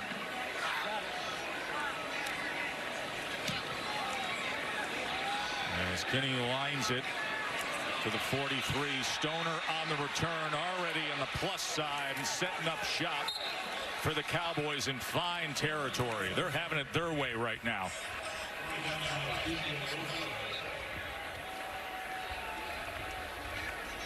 Reminder, we have number 4, an undefeated TCU coming up in Ames against 25th ranked Iowa State. That's 3:30 Eastern on ABC or ESPN2. Kenny Hill's been playing so well. He's top 5 in completion percentage. That's the way the Big 12 looks right now. TCU sitting there in prime position, but keep in mind, folks, Big 12 title game this year. Everybody's going to have that rematch opportunity. 5 teams ranked in the top 25. Kyle Kemp getting the start again this week for Iowa State. His alma mater, Massillon, up the road about 3 hours from here, getting ready to play Canton McKinley this afternoon. As the check down to J.D. King goes for 3 yards. That is one of the great rivalries in all of football. Yeah, in all of football. It's special. It's a special rivalry, a lot of history. You know, you mentioned TCU. Obviously, both these teams took L's to TCU. Oklahoma State made that furious rally in the 4th quarter, but it was Darius Anderson who ran all over that defense on that day. Here, West Virginia can find nothing with the run against Oklahoma State. Only 32 yards rushing. There's a loose ball, and it looks like West Virginia's David Long has it. And he does. Fumble recovery for West Virginia's L.D. Brown couldn't secure it. Yeah, and I don't like the play call either. I mean, why mess around with this? It's a wet day, a wet ball. Hand the football off. The 3rd fumble for Oklahoma State in the ball game, and that just was kind of an ugly play from the get-go.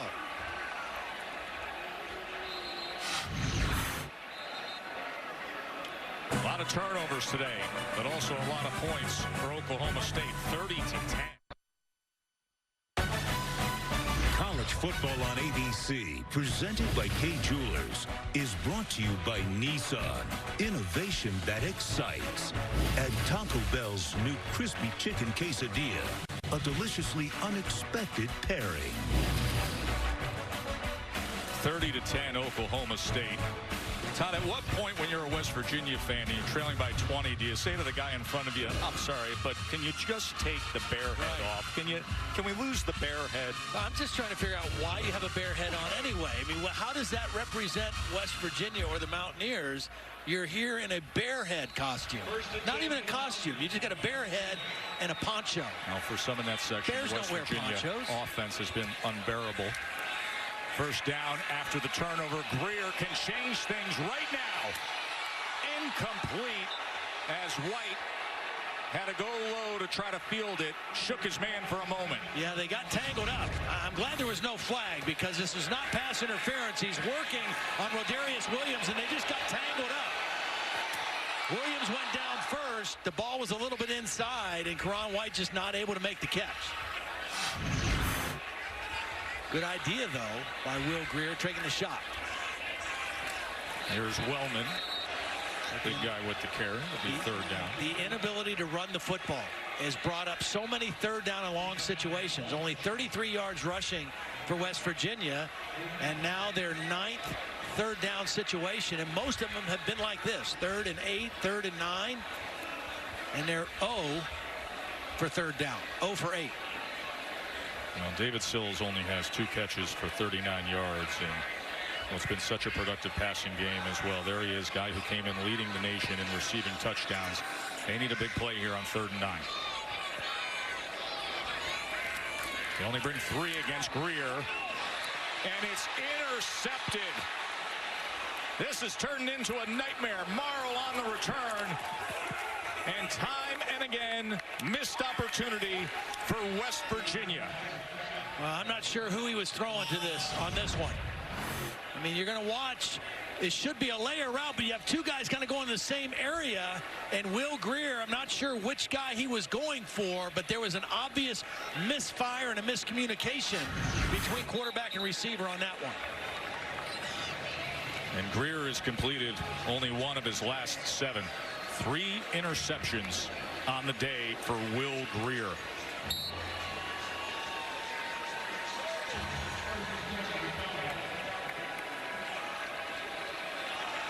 And the rain continues to come down. I don't know if the ball slipped out of his hand there, but that was well off the mark. J.D. King with yet another carry, his 29th of the day. Typically, when you run a layer type route, you have an underneath receiver, you have an intermediate receiver, and somebody running deep or clearing out. That time, 2 receivers way too close to each other, and Will Grier kind of threw the ball in between them. And that's why he and Jake Spavital right now are trying to get it figured out on the sideline. And now their best defensive player, David Long, is down on a knee. He had the fumble recovery earlier. He's played a heck of a football game. He sure has. Missed the first 4 games of the year, recovering from an off-season knee injury. He is a tough guy. He grew up with a tough dad. His father, David Long Sr., a heavyweight boxer. In fact, he went in there with the heavyweight champion Deontay Wilder in 2011, was KO'd by the undefeated Wilder. Dad said, listen, I like my son being a great athlete, but he's not going in the ring. He's been tough, but his heart is in football, and is it ever? And he's been such a big part of this defense. We cannot afford to lose him.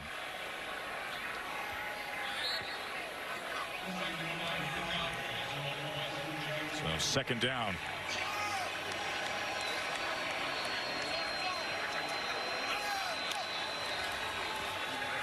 Rudolph. And coming back for it is James Washington. Forward Progress will spot this up ahead.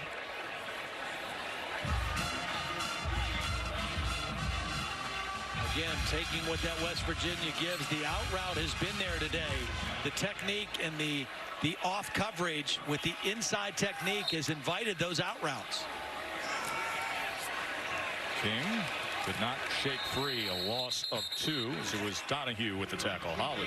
Well, Mason Rudolph know that one of his weaknesses in the last couple of years, he thought, was those out routes. He said the out route, the slant route, and some of their timing throws. He said, I just felt like I could improve. So he worked with his quarterback coach in Dallas, Zach Robertson.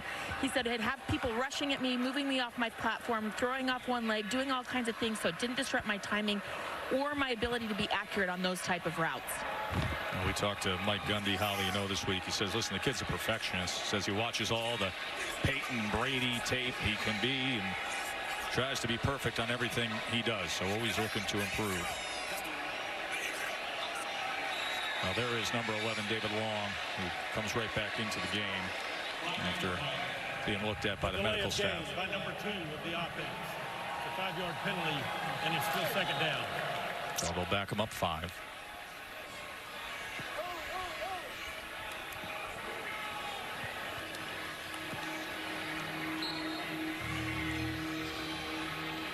Mike Gundy trying to bring things in for a high-quality road win here in this second half. And then it's going to be another big one, a circle the date next week. Bedlam awaits.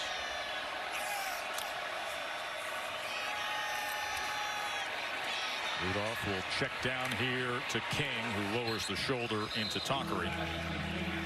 See, again, this has been Mason Rudolph's personality this whole game.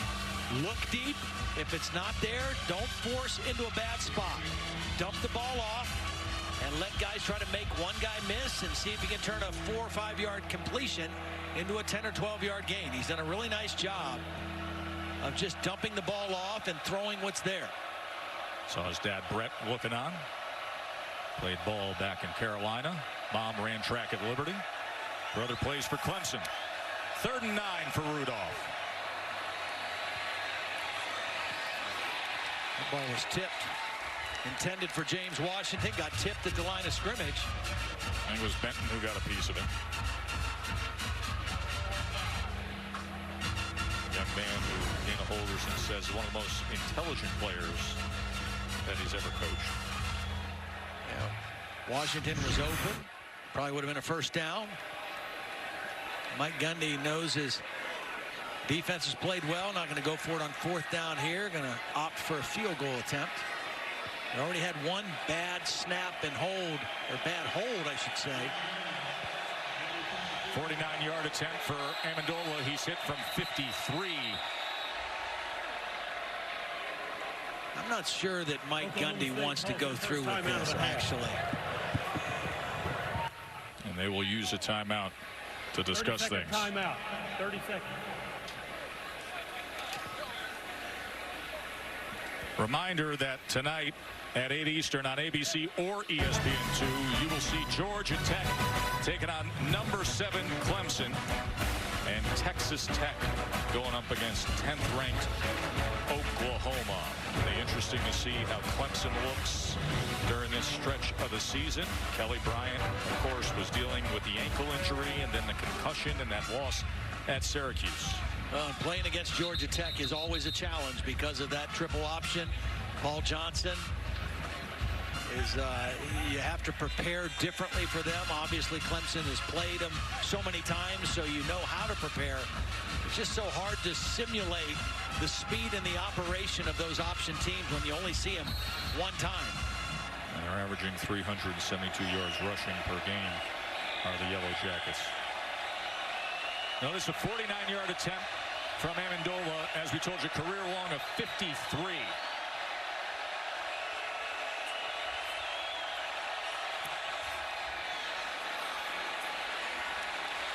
That good distance didn't have the alignment in the rain here. 6 minutes remain in the 3rd. Mountaineers need something to go their way.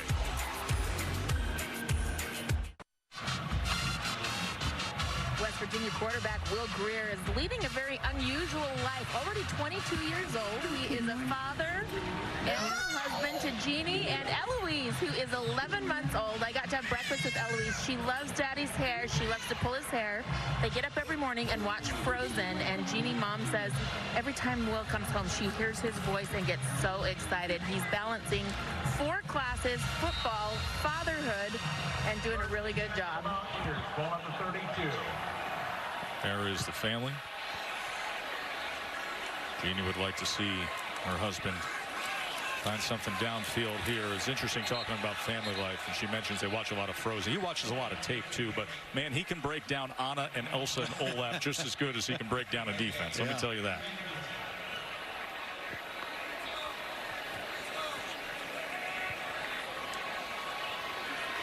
Martell Pettaway, the running back for West Virginia now.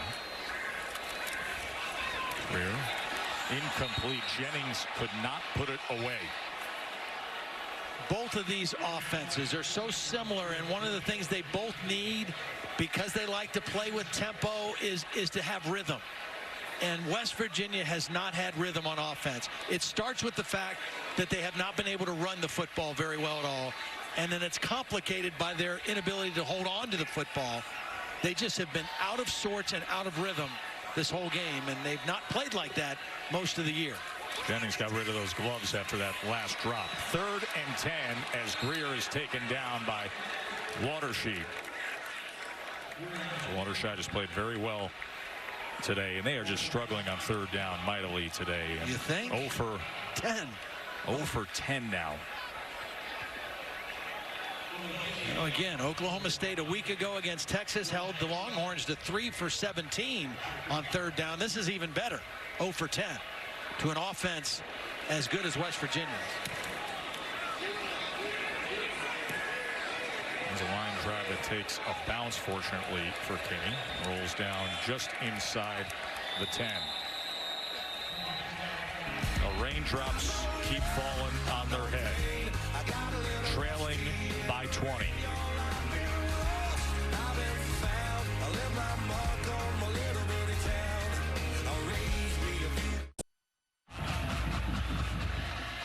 Little pumpkin art as we look at our Pacific Life game summary.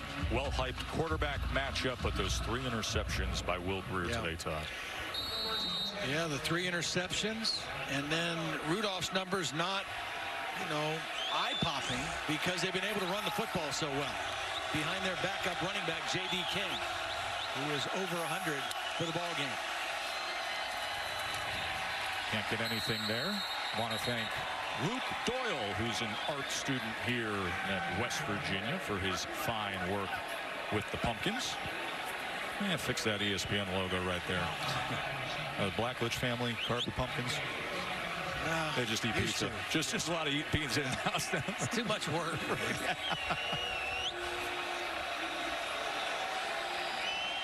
Rain is falling harder here. We come on to the final moments of this 3rd quarter. 4 minutes to play in the 3rd. We're going to set up the screen.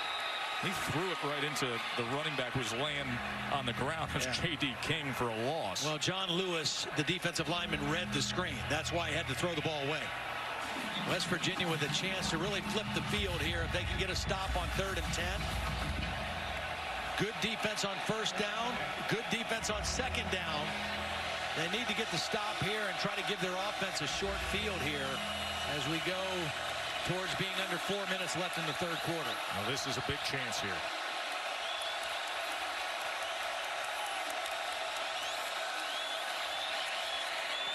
Rudolph pumped, and now over the middle, incomplete. He hit Stoner. Dylan Stoner couldn't hang on to it, and West Virginia needed that defensive stop. Looked like Dylan Stonehands on that one because that ball was well thrown. Nice job by Rudolph stepping up in the pocket, throwing on the move, and this would have been an easy conversion, and Stoner just looking to run before he secured the catch, and West Virginia caught a break. Now Signer from halfway into his end zone.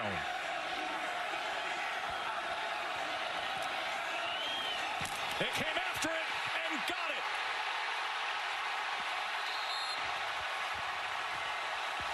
Touchdown, West Virginia.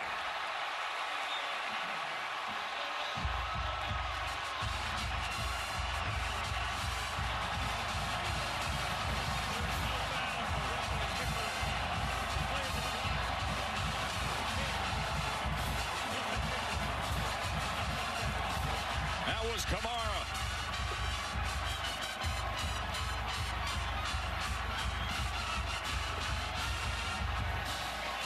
Osman Kamara, what a huge play for West Virginia. Their offense can't do it. The special teams come through. Hey, they'll take it any which way they can get it. As Staley puts the extra point through.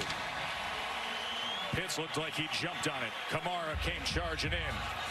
All state, all hands in play. It happened right there at special teams. He came from the outside of the formation. Here he is right here. And he's going to get inside the wedge.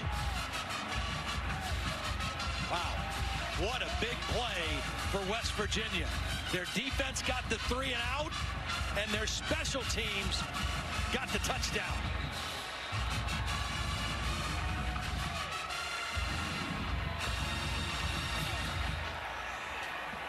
Dana Holgorsen said he's been a lot more hands-on coaching special teams this year, handing over the play-calling duties to Jake Spavital, the offensive coordinator. Got a big play out of the specialist there.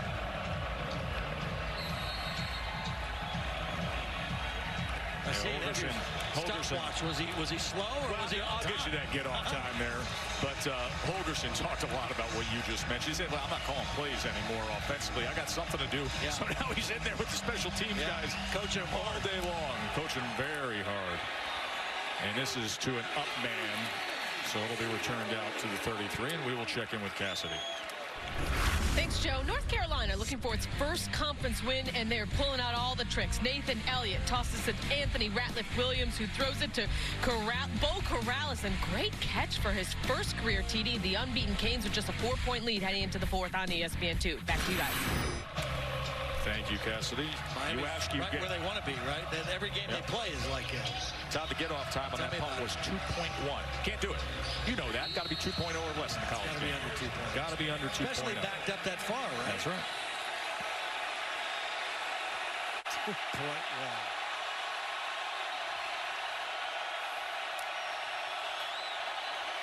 J.D. King now. And now a little fire, a little juice for West Virginia. And David Long comes up with the tackle. The crowd has thinned out a little bit, but what's still here is got a little juice right now. Their defense just had a nice 3 and out. And a nice play on first down to start this possession. And it is getting loud here as hope has arrived.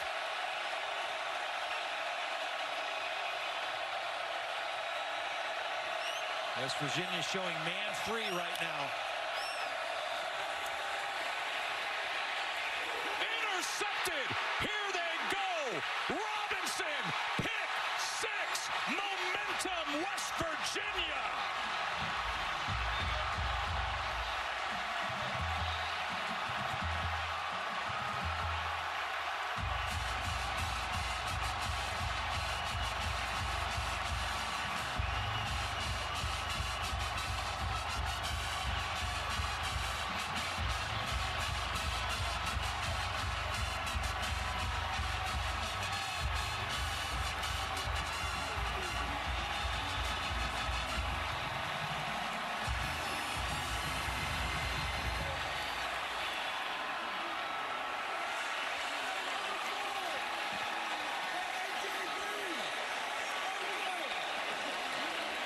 Wow, has this thing turned or what?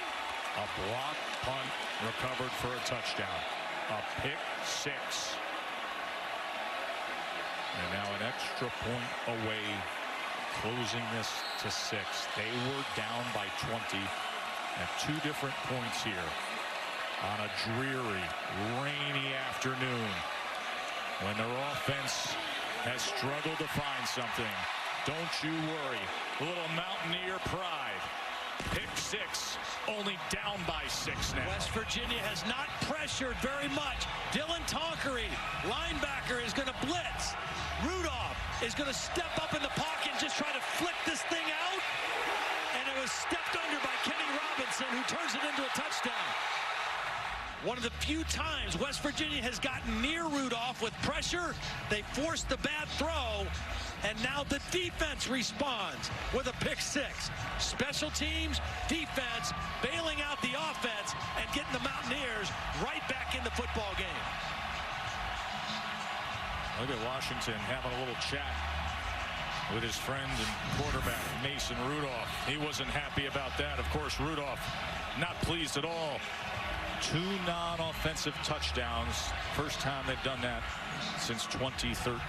This is a program that has struggled in these ranked versus ranked games. They've lost 6 straight. 2 this season in ranked versus ranked. I don't get this. 2 times now they've gone with the short kickoff, and that'll be good field position for Oklahoma State. All-State is proud to be part of the team that comes together to do good by contributing to participating universities' general scholarship funds for each field goal and extra point kick. And to date, All-State has contributed millions in scholarship funds. And look who's back on the field for Oklahoma State. Justice Hill, who was cleared at halftime to return to the game.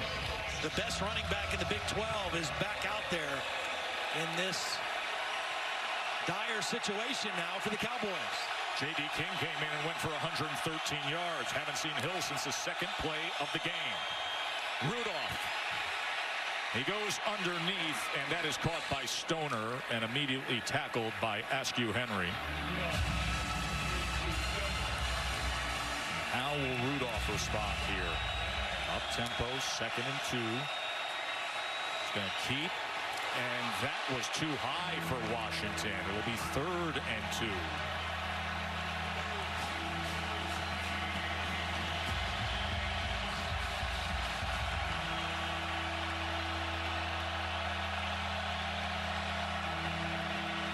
Those who are loyal and soaked and soggy are also quite loud. They have stayed. And they're looking for it right here. West Virginia showing pass coverage, which would suggest run here. They bring pressure, and that ball is incomplete. That was Bailey charging in as Washington is hurt. The ball was low, and he couldn't catch it. Yeah, this was a really difficult play for Washington on the low throw. Tried to reach down and get it.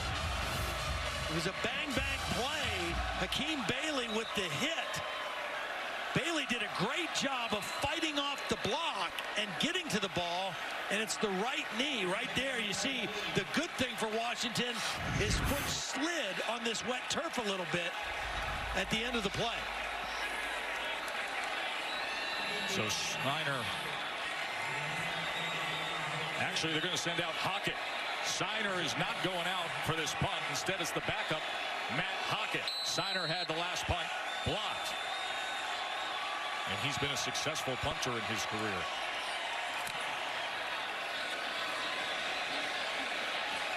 And this takes a bounce inside the 5, and good special teams coverage. So the backup punter, Matt Hockett, comes in and puts it inside the 10. 49-yard punt.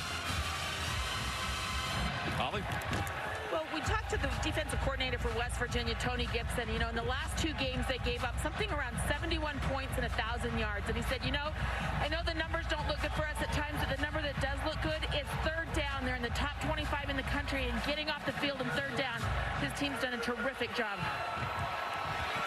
Well, they've come alive here.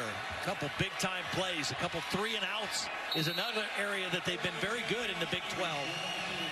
Yards, total yards is kind of a useless statistic anymore in college football. Flag came in. There was some motion up front. A false start by number 62 of the offense. The penalty is half the distance to the goal, and it's still 1st down. See, right now, West Virginia and Will Grier in particular has to be very smart with the football. Your defense and your special teams have gotten you back into this game. You cannot have another turnover, especially a careless one. Take care of the ball. Crawford finds just a little bit of breathing room. Tackled by Bundage. Try to get this ball out. Be smart. You got a whole quarter to play. If you have to punt the football, that's okay. But Don't turn it over in this part of the field. Grier with a big block out in front. It'll be 3rd and short there. Brailford made the tackle. Nice play.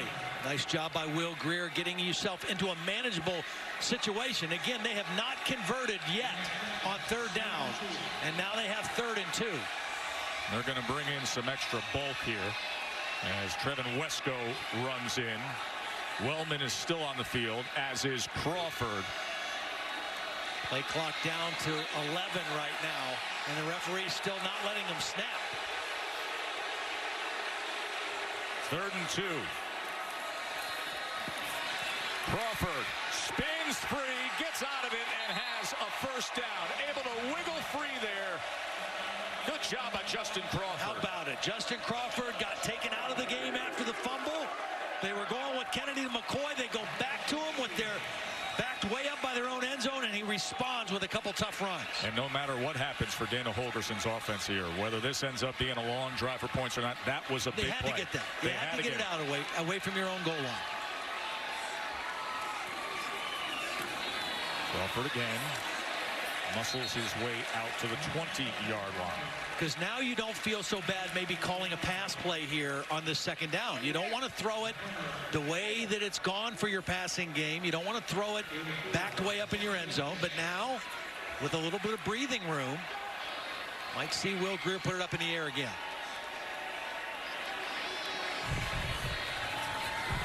Grier, and that is complete to Jennings. And now, after special teams had the block punt, after defense had the pick 6, the offense is finding themselves. And a little tempo now. After that 1st down, the 2nd 1st down of this possession, speed things up a little bit. Grier with time, downfield. Sills couldn't come up with it. Richards had coverage and some safety help. Boy, he had a chance. He made a better play on the ball than both defenders, and he gets 2 hands on the ball and just not able to make the catch. He's made that catch all season. In between 2 Oklahoma State defenders, Will Grier gave him a chance, and David Sills just not able to come down with the ball. 2nd and 10. Crawford. Met near the line of scrimmage by Akem. What a way to end the 3rd quarter. Gross fell on the ball for a touchdown. They had the pick 6, and now the offense is moving. It's only a 6-point game. College football presented by K Jewelers will continue after this message and a word from our ABC stations.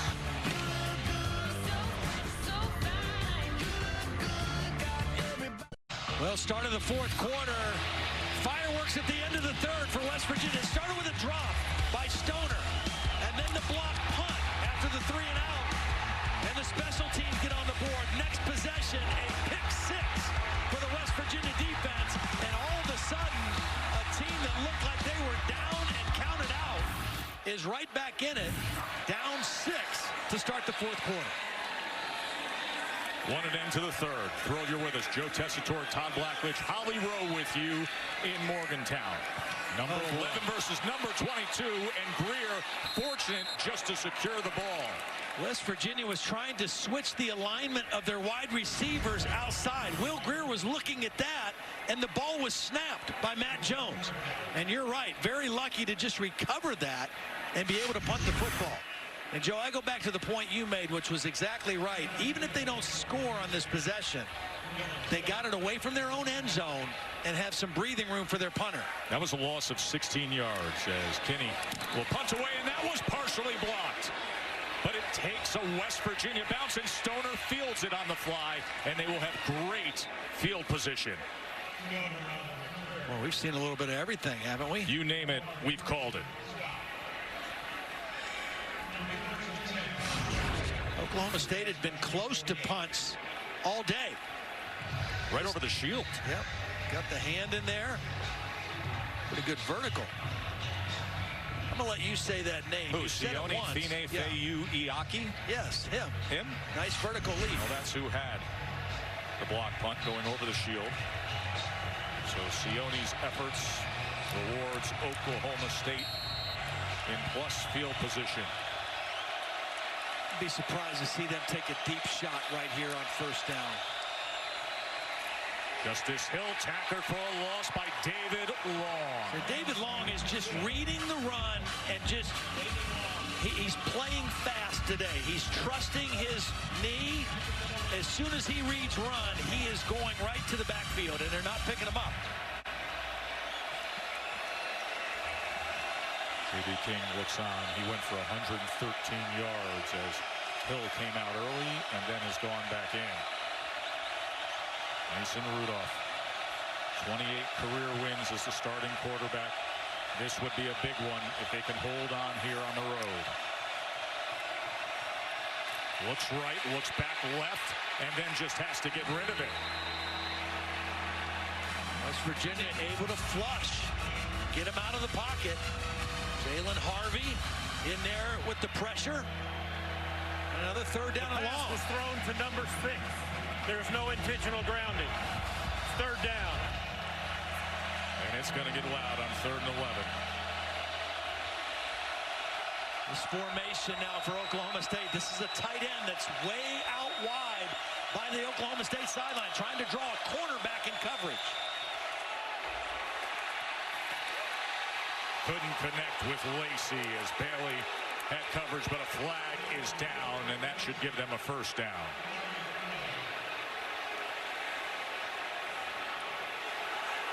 Dana doesn't like it. Pass interference by number 24 of the defense. It's a 15-yard penalty and an automatic first down. Crowd likes it even less. Single coverage on Lacey. The ball's underthrown, which is tough for a defensive back. It's really tough when the ball's underthrown. He makes contact, and that's why the flag came. I mean, that's a very difficult play for a corner to avoid. Justice Hill getting all the way to the edge and then running into White.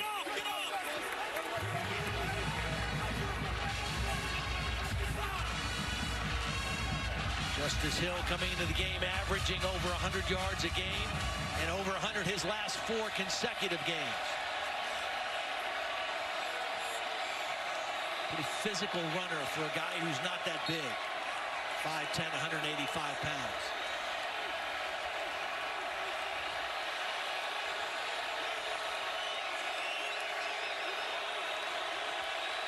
Rudolph looking to answer. Curve that momentum. Play clock down to 2. As he gets it to the always reliable James Washington. He's 2nd and short near the 15-yard line. See, they run that little, what they call a smoke route, where the one outside receiver just kind of stays right at the line of scrimmage. And if everything drops, that's your outlet. Mason Rudolph able to read that and get the ball downfield. You know, the recent part of this game for Rudolph that included the pick 6, and that's why they're in the spot we're in. He started red hot, as was the running game. Now a 2nd and 1. The fade. Washington couldn't stay with it. That'll have the coverage on the All-America receiver.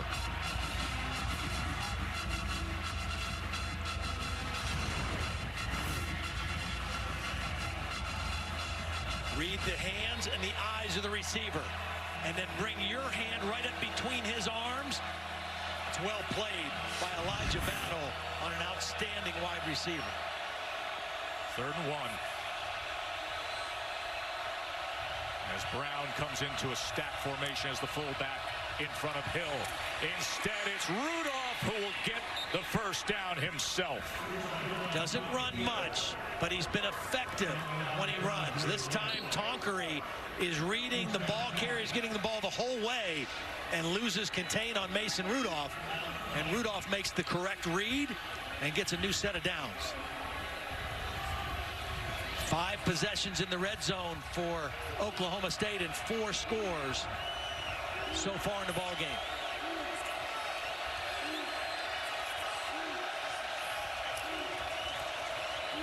Hill on the delay. Not much to go with there as Long and McDougal make the tackle.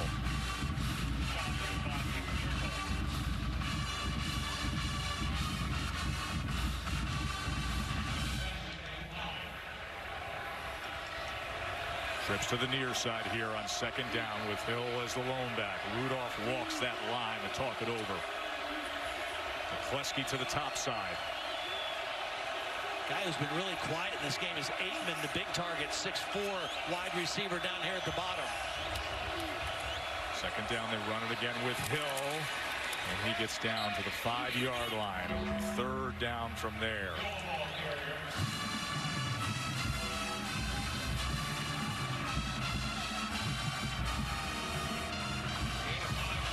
Dana pacing, seeing if the defense can come up with something.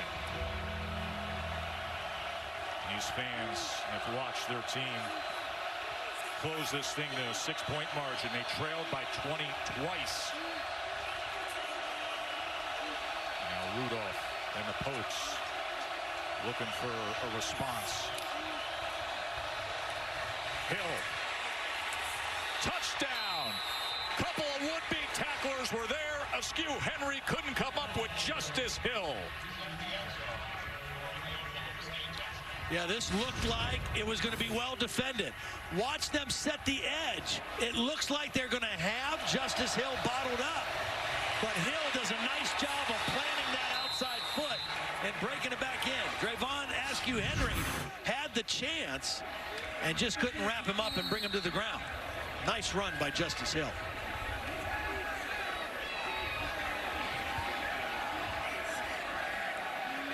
Interesting day for Justice Hill. Had a big run on the first play of the game and then fumbled and was injured and was out of action for a good bit. But here when they needed him most in the fourth quarter after West Virginia came all the way back, he comes up big. Just be proud of what makes you country.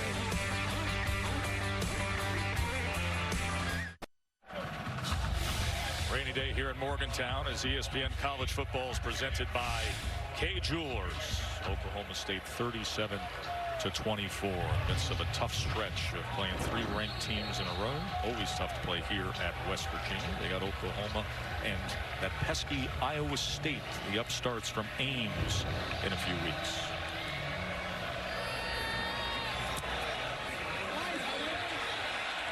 Well, both these teams are just kicking off unusually. Yeah, kicked it out of bounds.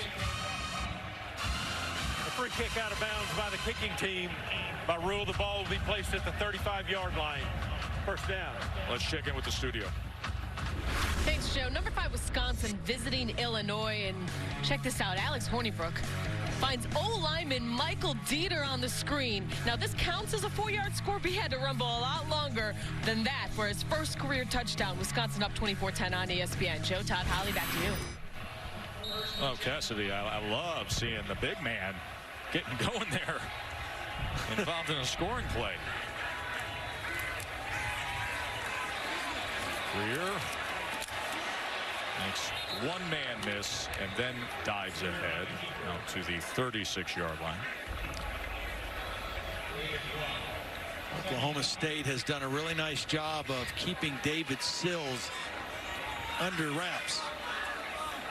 Has not hurt them, had the one long catch down the sidelines, but has been pretty much a non-factor. A false start by number 53 of the offense. It's a 5-yard penalty, and it's still second down. Calvin Bundage, the outside linebacker, was threatening a blitz, and that's what caused Colton McKivitz to come out of his stance early.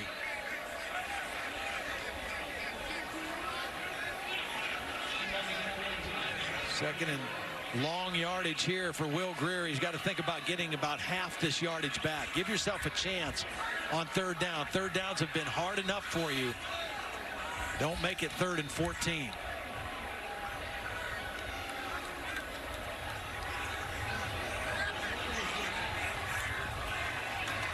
Grier looking downfield for Sills, and that was about 2 yards out in front of him.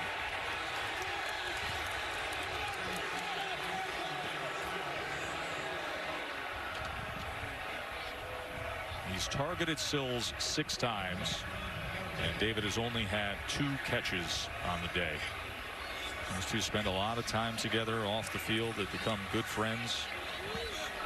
Of course, Sills, well documented the story of longtime quarterback. He was offered as an 8th grader. Gave up on that dream, and he's blossomed as a wide receiver this year here at West Virginia. 3rd and 14. Finally a good connection to Jennings. Threw that one on a rope, which you have to do when you're throwing the ball in a seam like that and there's safeties over the top. You have to really throw that thing on a rope. Beautiful throw that time by Will Grier. Remember, Jennings tossed those gloves when he wasn't able to catch one in the rain. Bare hands working out well here. First down, and that was intercepted by A.J. Green. 4th interception thrown, and look at Green go. Inside the 20. Will Grier has thrown 4 picks today. Well, I think he got caught on this one. He started to step up in the pocket. Wasn't sure if he was going to run it or throw it. Threw it late down the middle, which you don't want to do. And a well-played ball by A.J. Green on the interception. It was Bundage who was coming in on Grier and affecting things there, but A.J. Green. You just can't throw the ball late to the middle of the field. There was a safety there to help, but that was well played by A.J. Green for the interception. So difficult to overcome turnovers, and especially when you're feeding the ball to then an offense like this. Justice Hill on the delay. He's met for a tackle for loss. You know, we talk so much, and all of college football talks about Mason Rudolph and James Washington and Justice Hill, this offense of Oklahoma State, but I have been thoroughly impressed by their defense. The defense of Oklahoma State today, as last week, really the difference in the ball game. Last week, they held Texas to 10 points. And here, West Virginia, considering the spark for West Virginia on the scoreboard was special teams and then a pick 6. To the end zone. Rack it up again for James Washington.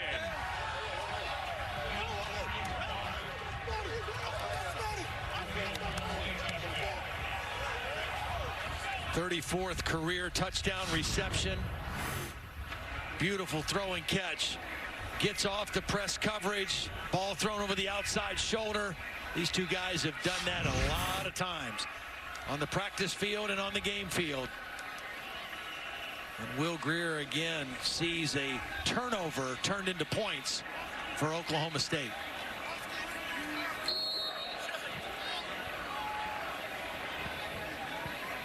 We're going to stay on the field here. Try to make this a full 21-point margin.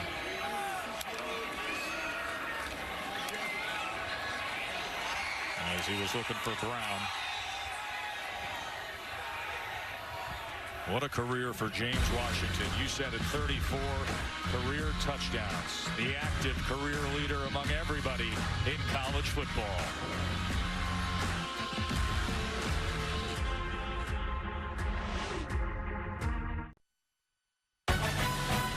College football on ABC is presented by Kay Jewelers. Kay Jewelers, who would like to remind you that right now it's engagement season.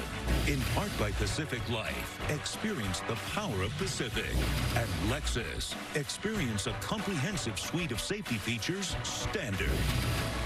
West Virginia had all that hope at the end of the third quarter, but in the fourth quarter, Oklahoma State has been rocking and rolling. Justice Hill, the 5-yard touchdown run, and then the great James Washington with the touchdown catch. And they pushed this thing to 43-24 right away. Just like that. West Virginia offense has only scored 10 points. They've had special teams and defense score 2 touchdowns. Here's Sims on the return. Todd, you're always big into saying who steps up, who puts on their big boy pants when there's a game like this. So I ask you, the BBPI, who's wearing the big boy pants?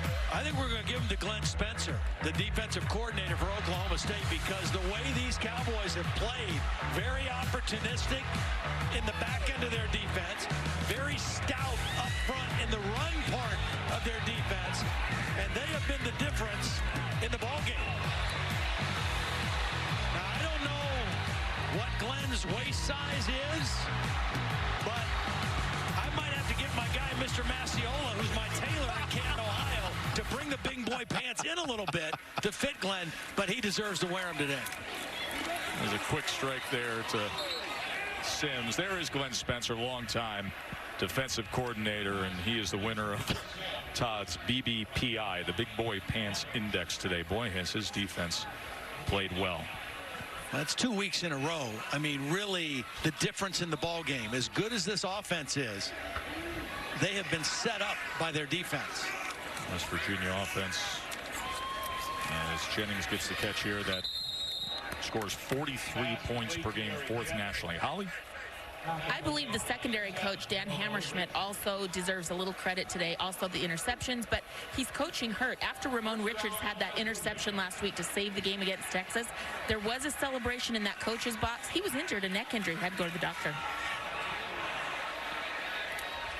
Into the arms of Sims. Touchdown, Mountaineers. Well, they've taken shots deep, a bunch today, and have not been able to connect. This time, Sims is able to stay with the football. Ramon Richards falls down, or check that, Rodarius Williams, and Sims is able to come away with the catch. Keep in mind, this Oklahoma State defense came in only allowing 4 touchdown passes on the year, a 68-yard touchdown strike.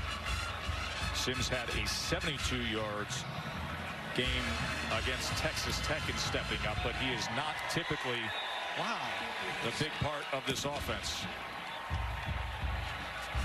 Get a penalty on the end of this kickoff as well now, right? On the roughing the kicker? No doubt.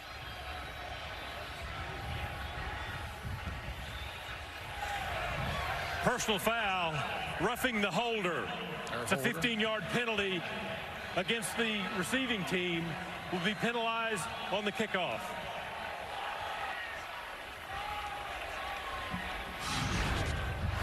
Seldom heard call. Yeah. The foul was by number 1. Billy Kinney, and a player dive right onto him. Big play by West Virginia. Back to a 12-point game.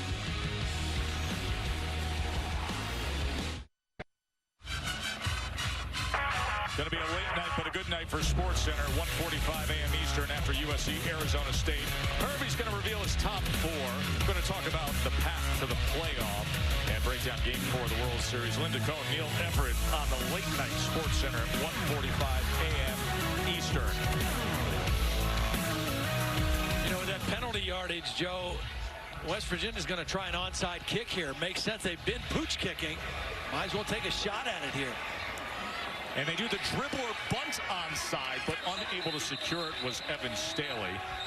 That's typically an onside kick when you're looking for a team to turn their backs and run, and then it's available to you, but Richards with the recovery. Tried to get Gary Jennings, the wide receiver, to be the guy to recover it for West Virginia, but alertly played by Oklahoma State.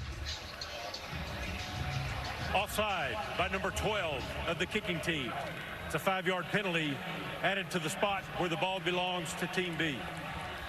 First down. This is where, if you're Oklahoma State, you just want to run the football now. You want to eat some clock. You want to run some football. And J.D. King is back in as the running back. Remember, he had 32 carries bookending the retreat by Hill.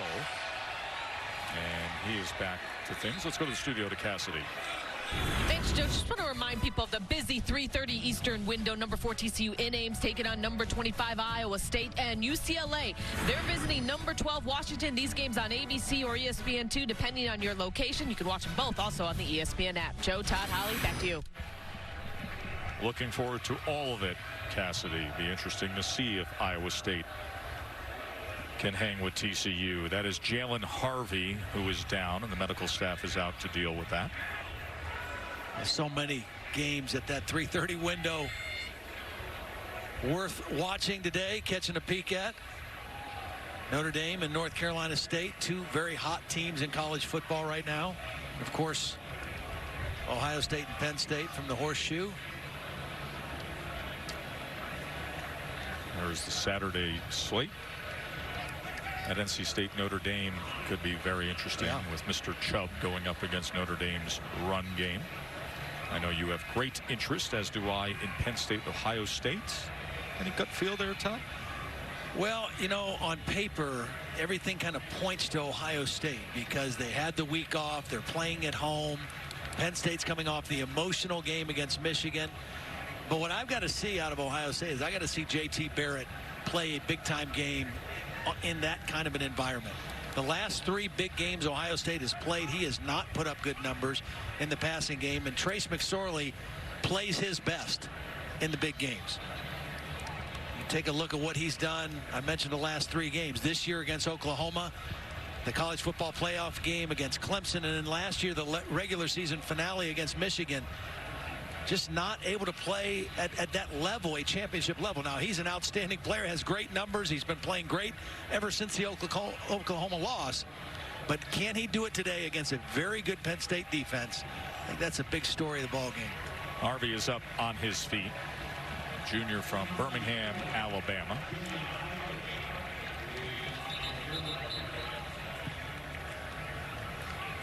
TCU, Iowa State coming up at 3:30. That game's going to be on ABC or ESPN2, depending on where you are. So Iowa State's a ranked team now. That's a ranked versus ranked matchup. How do they react when they're not, you know, the obvious underdog and people have seen them play well?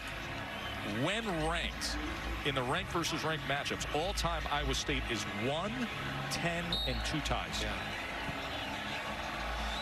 I'm not sure that means much to Matt Campbell, their young coach, or any of those guys. They don't know any of it. All they know is they're excited to be hosting TCU today. But just to make the point of how rare it is to see them find success in spots like that. But he has done a great job, Matt Campbell. As has this Oklahoma State staff. With the 11th ranked team in the country looking to grab a good solid road win here. J.D. King shakes loose back into the game and making the most of it smartly. Very smart. Not going out of bounds and just getting the extra yardage to the 30 and let that clock run. And this is what you want to do if you're Oklahoma State. Your offensive line has kind of controlled things for most of the afternoon. You haven't had to throw the football all over the lot like you do some weeks. It's been your running game. 222 yards rushing now for the Cowboys. You can take your time. There's no reason to play with tempo. And let your backup freshman running back, J.D. King, try to finish this one out. And Hill did just enough, didn't he? Comes into the game, gets that touchdown to respond to that surge that West Virginia made.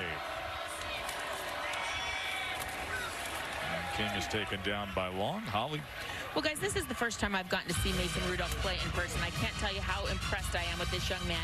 He is an incredible leader over on the sideline. I've seen him do 20 little small things where he goes and talks to the guys after 2 fumbles, or he gets the guys together in critical moments, or he rebounds, or talks to other kids. He has got some serious juice over on this sideline. I can't tell you how impressed I've been just watching all of his in-between action and body language with his teammates. He is a leader, no doubt about it. 3 touchdown passes today. And that checklist in the record book of everything he wants to accomplish is getting a lot of check marks next to it. Came in on the verge of setting many more records, and look at what he's been able to accomplish, Todd. Well, touchdown passes. Passed Brandon Wheaton in those 2 categories today. Zach Robinson, who's his personal quarterback guru or tutor, he passed him on touchdowns responsible for, and he's trying to pass his head coach if he can come away the winning starting quarterback today. That's right. His head coach is tied with him. 28 career wins.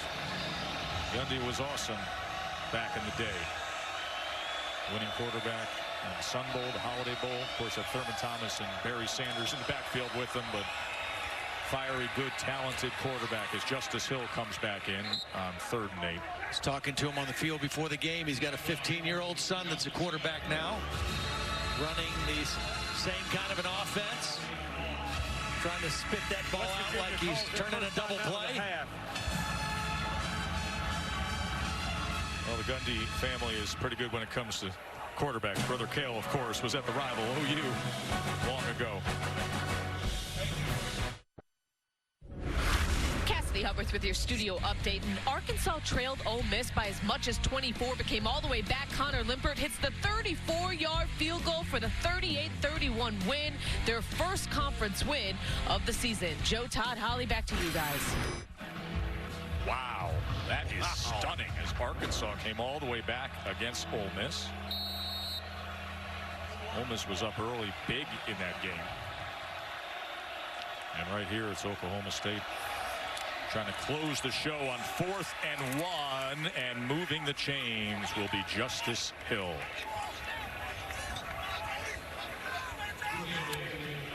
Well, they've gotten what they wanted out of their running game today. Justice Hill, when they've needed him, he's been available. They've run for 234 yards. And their backup, the freshman J.D. King, has run with strength and power, taking care of the football. 142 yards on the day. What a stretch here for Oklahoma State. Come on over to West Virginia, Bedlam, and then at Iowa State. And here goes Hill. Add to it. They were sitting right on their average. Oklahoma State, 3rd ranked nationally, averaging 43.7. They just went over it. Well, this is a West Virginia defense that's been on the field for 88 plays. 2 fullbacks in the game. They both get good blocks, and Justice Hill does not get touched all the way to the end zone. Watch 44 and 42 get on a man. The center, Lundblade, 71, who's had an outstanding game. And the running game, once again, of Oklahoma State, showing its dominance. Amendola's extra point makes it half a hunch, Holly. Well, I know that Todd already gave out his award, Big Boy Pants Index, but I am going to throw in mine today. I think that the return of Brad Lundblade at center has been huge, because that allowed Johnny Wilson to bump back out to right guard.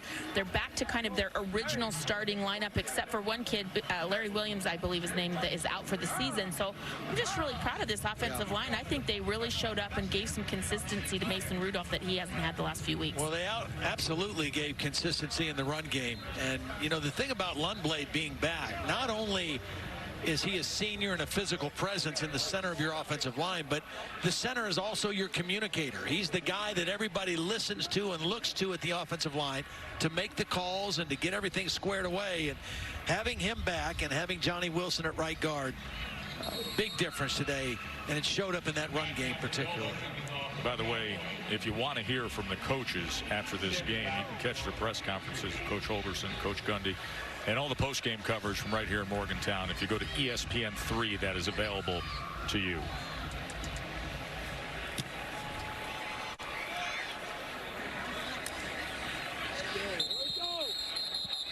Well, we talked about the Oklahoma State defense today. Glenn Spencer's unit, 2 weeks in a row, they have been a force to be reckoned with. Take a look at, particularly with the rush yardage, 3rd down, turnovers, 5 of them forced today. But you play 3rd down defense like that and you one-dimensionalize an offense and take their running game away, you're going to win a lot of football games, especially when you have an offense that can score like this offense can.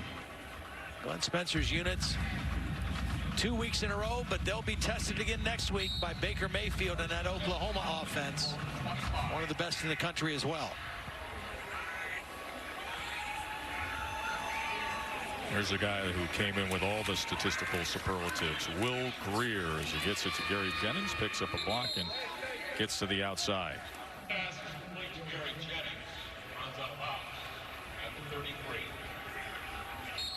West Virginia was concerned about their ability or inability to run the football. Last year against Oklahoma State, they ran for 209 yards. They were kind of a different football team. But this year, they have not run it as well. Only 118 yards against Baylor a week ago. And what today, just tough sledding, 47 yards rushing. Sills with the catch. Cassidy, what's going on? Well, Penn State and Ohio State off and running, and so is Saquon Barkley taking the opening kickoff 97 yards to pay dirt. So 6 seconds in, and it's 7-0 Penn State. Back to you guys. Big players, big moments, Heisman moments. Saquon Barkley. Wow. I mean, Todd, we've talked about it for weeks now. We were with him earlier in the year. When you think about the Heisman race, it's about the it factor. It's about the moments. Right. He right now is dominating the polling of official Heisman voters. In first place, Love didn't play this week. He took 22% of the votes from Love, and Love didn't play this week. Just even having a moment like that, if that's a competitive game, I don't care if it's a loss. Just those magical moments of doing things others don't or can't. Yeah. That's how you win a Heisman Trophy. Well, I know for me as a voter in the Heisman Trophy, I pay most attention to how do guys play in the biggest games on the biggest stages. I don't get wowed by numbers per se, but how do the guys play in the biggest moments, in the biggest games? And so far, Saquon Barkley has risen to the occasion when the moment has called for it. He is so special. 2nd and 9 now. Grier downfield to the end zone, battered away by A.J. Green, who had an interception earlier. He was looking for Karan White, was Grier. I think that's going back to that game. That's the question for J.T. Barrett. I mean, he has great numbers. He's played a lot of ball, played a lot of good football at Ohio State. But how will he play on this stage in this kind of a game with so much at stake? This is his opportunity to shine in a moment as well. 97-yard kickoff return by Barkley. Grier's going to go deep again, and Sills was short of it as he floated it out there for David. You know, we did Penn State early in the season against Pittsburgh. And James Franklin told us at that time that he was going to move Saquon Barkley to return kicks. You know, a lot of people thought, why would you put your best player back there and, you know, risk injury with him returning kicks? And he said, well, first of all, it's not as dangerous of a play as a punt return. And secondly, you know, we want him to win the Heisman Trophy. Right. And he's going to have a better chance of winning it if he does more than just run the football. He's already had 2 returned for touchdowns as a kickoff return. That was a 4th and 9 completed pass for a first down to Karan White as Mountaineers are fighting right to the end here under 2 minutes to play, converting to 4th down. West Virginia's schedule the rest of the way out, some very difficult opponents. Physical opponents. They're going to finish up the year at Oklahoma. They got Texas the week before that. Yeah, Kansas State, always a very physical team, or Iowa State, I should say. It's not an easy road. No, there are few easy roads in the Big 12 this year. They're playing good ball in this conference. Joe Todd and Holly here on a rainy day in Morgantown, on a day when the game was on the line. Keep in mind, West Virginia came back to make this 30-24, close it to 6. It was Oklahoma State who responded beautifully.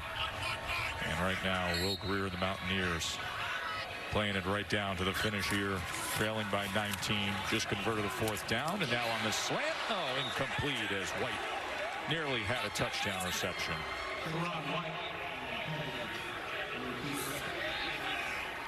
Will Grier with 4 interceptions today, having thrown 4 interceptions after coming in with the offense really revving well.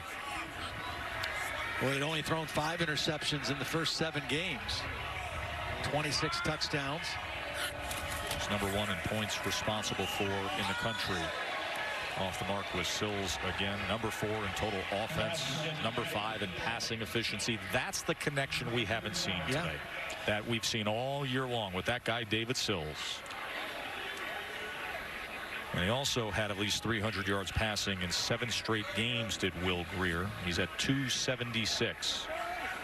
And 3rd and goal.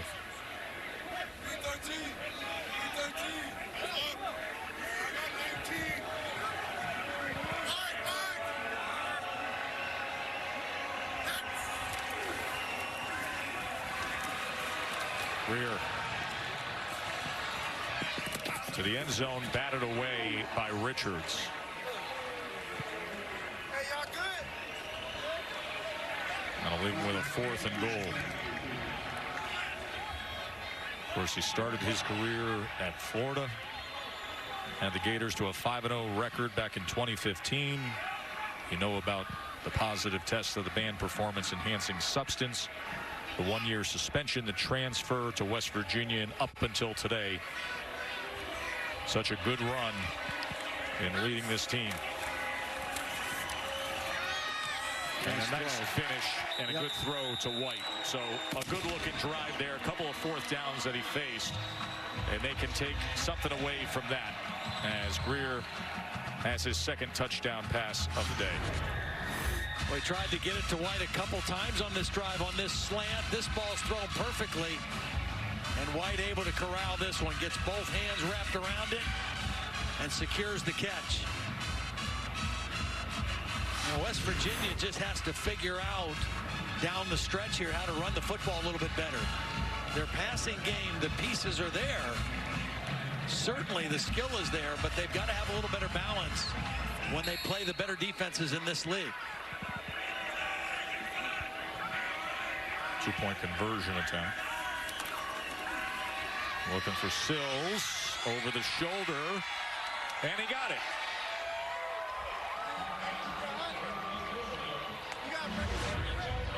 So they cut it to 11 with 1:25 remaining into the hands of David Sills.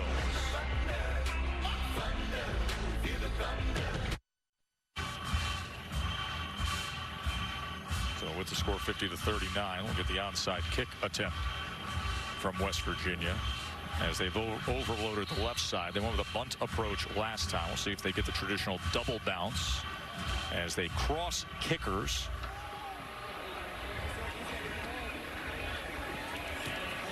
And looking for that bounce. There it is. And it's secured by Oklahoma State. A flag is down. Did it go 10 yards? That's the question I had. If it was touched prior to, that would be the issue.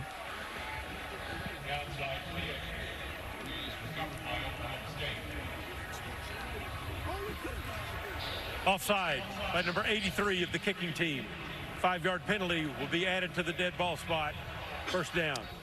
They were offsides the first onside kick that they tried.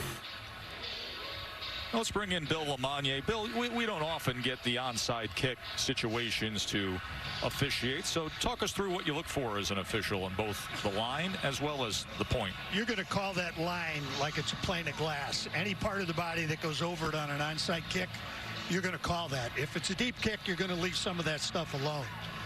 Overall, I've really been impressed with the job the crew has done today, and I'd really like to give a hats off to Castle Cooperberry. His announcements when there's situations during the game have been phenomenal for helping us out today.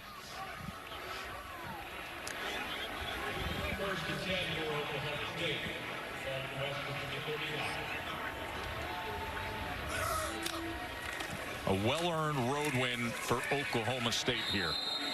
Not an easy place to play. No. Bad weather and a good offense. But that guy right there, Mike Gundy, and Holly, you know what? The mullet held up well in the bad weather, didn't it? Well, I have to say, it's maybe the second thing I've been the most impressed with, because it's only gotten better throughout the rain. I didn't want to do a mullet story, but I had to because it's been so beautiful all day. Well, speaking of beautiful, Holly, you're gonna have a lot of hair. You know, we put the mullet. Game day guys put the mullet everywhere today on the game day crew, and then we put the mullet on the NFL guys. But now we're gonna put the mullet on Mason Rudolph, his star quarterback. Why? Because he's passing his head coach as the all-time winningest quarterback in Oklahoma State history. He made history today. Broke a lot of records. Passed Brandon Whedon with most touchdown passes and pass completions And now he passes his head coach to become the winningest quarterback in school history. Mason Rudolph, what a career. From Rock Hill, South Carolina to Stillwater. Number 11 team in the country. Wins it 50-39. Rudolph with 3 touchdown passes. J.D. King with 142 yards rushing. Coming up after these messages, most of you are going to see TCU and Iowa State. Some will see UCLA against Washington. You can check your local listings for that. For Todd and Holly, I'm Joe Tessitore saying have yourself a great day of college football.